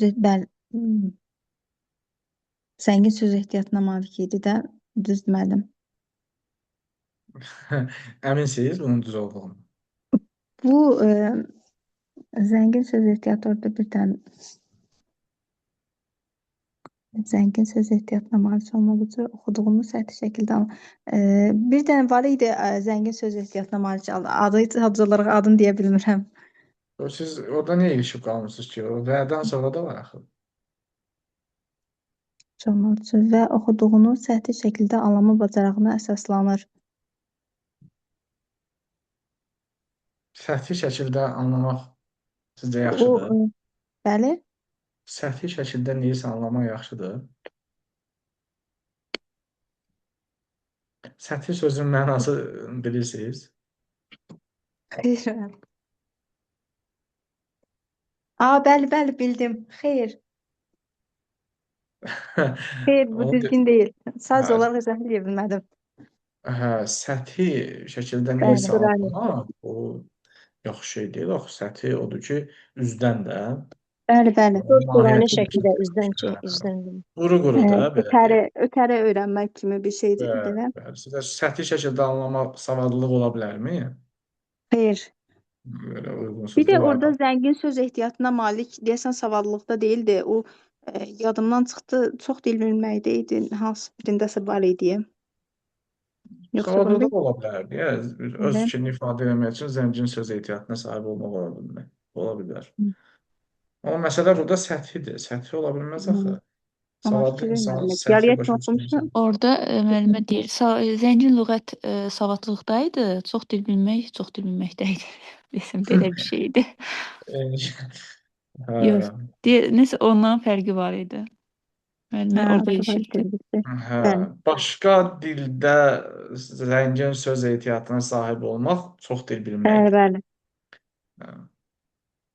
Var idi. 26. Yanlış o. Diqqətli olun Rəvan müəllim. Diqqətiniz çox dəhşət. Bəli, müəllim. Çox Aynen. diqqətsiz. Beyniniz həddən artıq yüklənib ona görə. Ən azından dərsə girəndə problemləri atın qırağa. Öyrənməyi öyrənmək yanlış olan seçilikdə. Öyrənməyi öyrənmək kompetensiya şagirdin öz öyrənmə prosesini planlaşdırması, məqsədlərini müəyyən etməsi, istifadə etdiyi strategiyaları dəyərləndirməsi və nəticələrə əsaslanaraq öyrənmə üsullarını təkmilləşdirməsi bacarığını ifadə edir.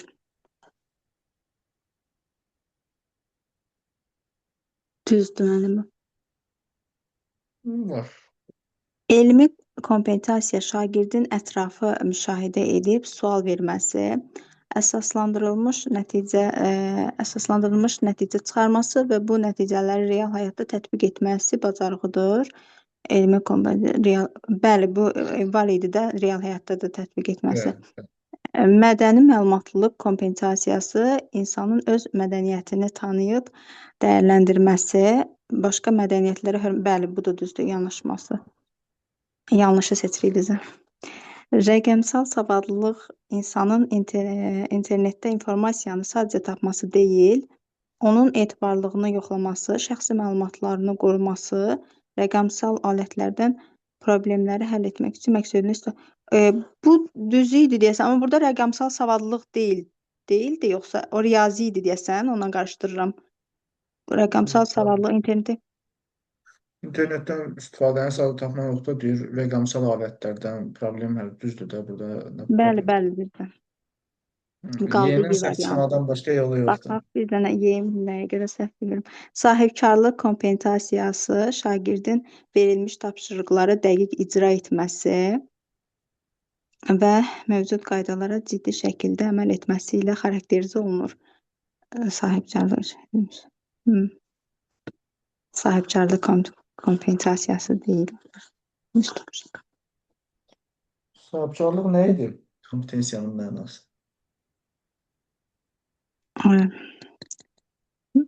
Belə dəqiq deyə bilməyəcəm, amma ötəri yadımdadır. Ötəri yox, səthi.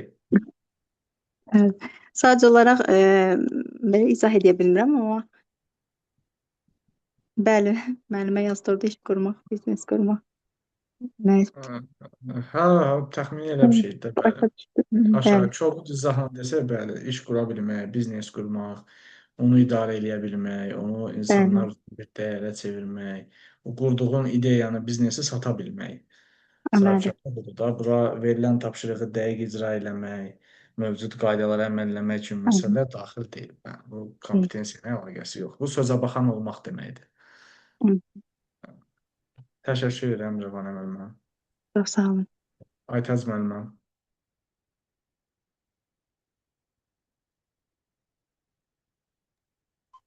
Müəllim, orada D variantında kiber təhlükəsizlik deyildi. Öz şəxsi bir dəqiqə. D variantında Şəxsi məlumatların qorunması. Bəli, kiber təhlükəsizlikdir, bəli. O sözün izahı budur. Şəxsi məlumatların qorunması, düz deyirsiz. Aytəz müəllimə, oxuya bilirsiniz 27-ni?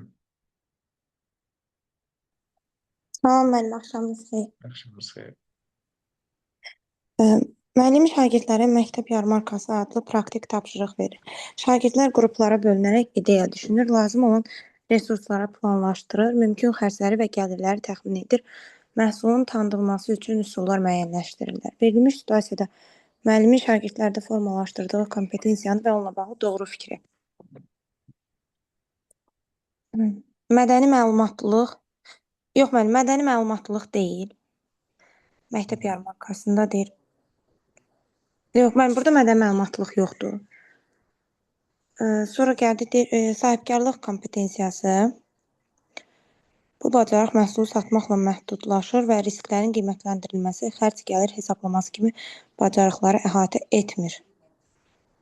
Bu da səhvdir. Çünki deyir ki, xərcləri və gəlirləri təxmin edir. Ona görə B variantı. Əhatə etməyə görə getmir. Sonra vətəndaşlıq kompetensiyası. Burada vətəndaşlıq da yoxdur. Sahibkarlıq kompetensiyası ideya yaratmaq, planlaşdırmaq, riskləri qiymətləndirmək və nəticəni təhlil etmək. Mənim bu da elə. Budur. Necə də rəqəmsal deyil. Rəqəmsaldır deyə ona görə yanlışdır. Və düzdür. B-dəki sahibkarlıq yox, burada əhatə etmir deyil. Mənim etmir deyil, ona Halbuki görə. bunları əhatə eləyir. Yarımçıq dedim fikrimə, amma etmiri gördüm ona görə. Hə, düzdür. 28. Hansı fikir yanlışdır? Rəqəmsal savadlılıq məlumatın axtarılması, qiymətləndirilməsi və etik istifadəsini əhatə edir. Bu doğrudur da, doğru götürə bilərik bunu. Ha, təbii ki. Mədəni məlumatlıq müxtəlif dəyərlərə hörmət və fərqli baxışları anlama bacarığı nəzərdə tutur. Bu da doğrudur. Riyazi savadlılıq gündəlik həyatda və real situasiyalarda məntiqi hesablama və təhlil aparmağı tələb edir. Bu da 20-ci düzdür. dəfədir bu cümlə çıxdı qabağımıza. Bu da doğrudur. Öyrənməyi öyrənmək bacarığı fərdin öz təlim strategiyalarını planlaşdırması və tənzimlənməsini əhatə edir. Bu da doğrudur. Çox bilmək ünsiyyət dairəsini genişləndirir, idrak və analitik düşünmə bacarıqlarının inkişafına təsiri minimumdur. Niyə minimum olsun ki? Hə. İdrak, elə dili öyrənirsə, dərk etmə, idrak nə qədər inkişaf eləməlidir. 19. Müəllim belə bir tapşırıq verir. Şagirdlər hekayəni yarımçıq oxuyacaqlar. Daha sonra sinif 2 qrupa bölünəcək və hər qrup hekayənin davamını 2 fərqli variantda yazacaq. Birinci variantda qəhrəman düzgün qərar verir, ikinci variantda isə səhv seçim edir. Sonra qruplar yazdıqlarını səhnəcik kimi canlandıracaq və sinif müzakirəsində hansı variantın daha inandırıcı olduğunu, qəhrəmanın qərarına hansı amillərin təsir etdiyini əsaslandıracaqlar. Doğru fikirləri müəyyən edin. Tapşırıq şagirdlərin mətni anlayıb davamını yazmasını və müzakirədə fikrini əsaslandırmasını tələb edir. Bu doğrudur. Anlamasa arxasını necə yazsın? Anlayar da mən. Elə deyil. Düz olur. Başqa məntiqlidir. Tapşırıq müxtəlif iş formalarını birləşdirdiyi üçün şagirdlər özünü fərqli yollarla ifadə etmə imkanı qazanır. Müxtəlif iş formalarını. Hansılar var? Mən səhnəci, bir də baxım. Deməli, qrup var idi. Qrup var. Oyun var. O səhnəci kimi canlandırmaq oyun kimi ola bilər. Oyuna nə dəxli var? İş forması deyil, fərdi, cütlərlə, qrup. Həmən o idi. İş üsulları alım gedir. Qrup var. Elə qrupdur da. Sonra da qrup kimi araşdıracaqlar. Sonra da onu əsaslandırmalıdırlar. Onda müxtəlif yoxdur axı. Yoxdur. Mənim müxtəlif yoxdur. Onda ikini çıxaraq. İki fərqli sonluğun yazılması şagirdlərə qəhrəmanın qərarlarını səbəb-nəticə əlaqəsi ilə izah etməyə və alternativləri müqayisə etməyə şərait yaradır. Bu doğrudur. Tapşırığın əsas məqsədi müzakirə zamanı ən düzgün variantı müəyyənləşdirib, bu səhvdir. Digər variantın səhv olduğunu sübut etmək, yox, öz fikirlərini sübut etməkdir. Digərini səhv çıxartmaq yox. Tapşırıq daha çox ədəbi təhlil bacarıqlarını inkişaf etdirdiyi üçün şagirdlərdə mədəni məlumatlıq kompetensiyasını formalaşdırır. Bir-birlərinin fikirlərinə hörmət etmək, dinləmək, o deyil. Mənim onda 1, 3, 5 olar. Yox, səhvdir. Səhv. Bu mədəni məlumatlıq deyil, bu digərlərinin mədəniyyəti və s. Allah, beynim getdi yenə. Mənim beynim bugün işləmir. Ədəbi təhlil mədəni məlumatlıq ola bilməz. 5 səhvdir. 4-dən 5-i çıxıram. Onda 2 düzdür. Bunda 2 düzdür. İndi bizə lazım müxtəlif iş formasının o birisini tapaq.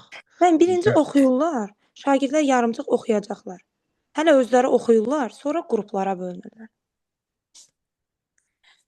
Oradaydı mı düzgün olan? Deyir şagirdlər hekayəni yarımçıq oxuyacaqlar, sinif daha sonra sinif 2 qrupa bölünəcək. Fərdi var orada onda. fərdi də ola bilər, amma belə Bəli. özünüzü dağ-daşa salmayın istəyirsiniz. Sinif müzakirəsini görürsünüz. Mhm. Sinif müzakirəsi nədir? Bütün siniflə işdir də. Bütün sinif. Onda fərdi də var, qrup da var, bütün sinif də var. Müxtəlif sözünə düz gəlir. Gəlir. Bəli, mən gəlir. Onda demək elə 1-2-3 çəkmiş cavabımız. Var. Bəli, mən var imiş. Təşəkkür edirəm Aytəc müəllimə. Siz sağ olun. Rəvanə müəllimənin sualı imiş 27. Qabağa düşdü. Rəvanə müəllim 30-u da oxuyun bitirək. 30 sizin payınıza düşdü. Bayaq sizin sualınızı oxuduq biz. 30. Rəvanə Dərs müəllim zamanı. gül kimi qalmışdı da. Xeyr, müəllim, oxuyuram belə də. Dərs zamanı şagird tapşırığı yerinə yetirə bilmədikdə tez-tez mən bunu başa düşmürəm. Bu mənlik deyil kimi ifadələr işlədir. Səhv etdikdə tapşırığı yarımçıq qoyur. Müəllimin verdiyi rəyə diqqət yetirmir və qrup işlərində pasiv mövqe tutur. Bu stansiyada şagirdin şəxsi sosial və öyrənmək kompetensiyasını inkişaf etdirmək üçün müəllimin hansı istiqamətdə addım atması daha məqsəd uyğundur. Şagirdin tapşırıq zamanı nəyi düzgün etmədiyini daha aydın göstərmək üçün mərhələli göstərişlər və icra prosesinə nəzarəti gücləndirir. Şagirdin özünə inamını bərpa etmək məqsədi ilə əsasən müsbət rəy və təşviq edici ifadələrdən istifadə edir, tapşırıqları sadələşdirir. Bu ola bilər müəllim, tapşırıqları sadələşdirə bilər mi? Şagirdin Tapşırıq sadələşdirmək. özünə inam. O biləri də baxmıram. Yox, biz demişik axı tapşırıq sadələşdirmək Bəli, yaxşı olmur. deyil. O elə fikrimdə qaldı. Tez-tez Şagirdin qrup bunu işlərində passivliyini nəzərə alaraq daha çox fərdi tapşırıqlar verir. Xeyr, müstəqil işləmirsən. Bu qrup işlərinin bacarığı formalaşması ki, qrupdan fərdiyə keçəndə o tək Bəli. işləyir. Bəncə də olur. Şagirdi çətinliklərlə üzləşdiyi anda öz düşüncə və davranışlarını təhlil etməyə yönəldir, fərqli öyrənmə strategiyalarından keçirməsini təşkil edir və bu prosesi ardıcıl izləyir. Özləşdiyi an öz düşüncə və davranışını təhlil etməyə D variantı ola bilər. Yeni də oxuyum müəllim. D variantıdır. Tapşırığın icra yolunu yenidən izah edir. Uğurlu şagird nümunələri üzərində ümumiləşdirmə aparır və şagirdə həmin modeli tətbiq etməsini tapşırır. Xeyr, Y variantı düzgün D-dir də düzgün mənim. Niyə? Y variantı Niyə düzgün deyil, sadəcə olaraq o, bəli. Niyə düz deyil? Hə, mən də onu soruşmaq istəyirdim sizdən ki, orada Y Niyə düzgün dediniz ki, kimi düz gəlmir. deyil? İcra yolunu yenidən izah uğurlu şagird. Burada sadəcə olaraq uğurlu şagirdi elə bir ki seçir. O elə bir gəldi mənə. Nümunə Və göstərir, bəli. O biz demişik o axı, olmaz. başqalarıyla müqayisə eləmək olmaz. Yəni uşağı özünün Bəli. əvvəlki vəziyyətlə müqayisə eləyəsən. Uğurlu şagird Bəli, filan onu kəsə soruşmaq görsən deyir. istəyirdim ki, o düzgün, Bəli. onunla ola Uğurlu bilər. şagird nümunəsi düz deyil, bəli. Yəni. İndi düz. A-da nə səhvdir bəs? A-da demədik, bəli, şagirdin tapşırıq zamanı nəyi düzgün etmədiyi daha aydın göstərmək üçün mərhələli göstərişlər verir və icra prosesinə nəzarəti gücləndirir. Düzgün etmədiyi, onun düzgün eləmədiyin göstərir sanki, göstərməməlidir də, odur. Yox. Burada Nəyi düzgün? nəzarəti gücləndirmək. Olmaz, Nəzarət nəzarəti mühazirə. gücləndirə bilməz. Yox. Nəzarət gücləndirmə ənənəvi yanaşmadır. Biz ona istiqamət, yol göstərmək. Bəli. Nəzarət gücləndirmə ki, yumruqla dayanır başın üstündə. Odur. Mənə fikirləşirdiniz. Nəzarət Yəni nəzarəti fikir üstündə olsun da uşaq. Nəzarət harda olur? Həbsxanada olur, dəlixanada olur da. Burada sinifdə eləyəndə ya o uşaq ya dəlidir, ya da ki, cinayətkardır. Yəni elə başa düşməmişdim əslində. Bildim. Nəzarət çünki iki yerdə orada, həbsxanada və dəlixanada. Normal insana niyə nəzarət eləsinlər ki? Başa düşdüm mən. Bəli. Bir də əskərlikdə olur oğlanlar üçün, əskərlikdə. Oha, o da olar. O da olar. O da olar.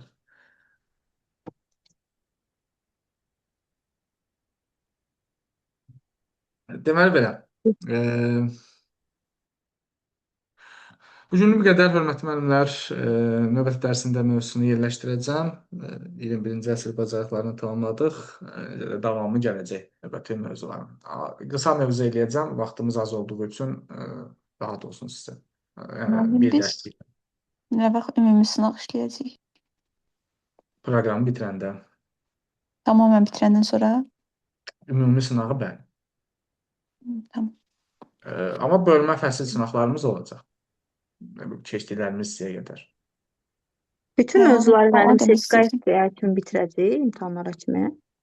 Sertifikasiya imtahanına qədər olan, bəli, sertifikasiya mövzularını bitirəcəyik. Sadəcə olaraq ora düşənləri də, sertifikasiyaya düşənləri bitirəcəksiniz. Bəli. MIQ mövzularını isə davamında keçəcəyik MIQ-çilər üçün.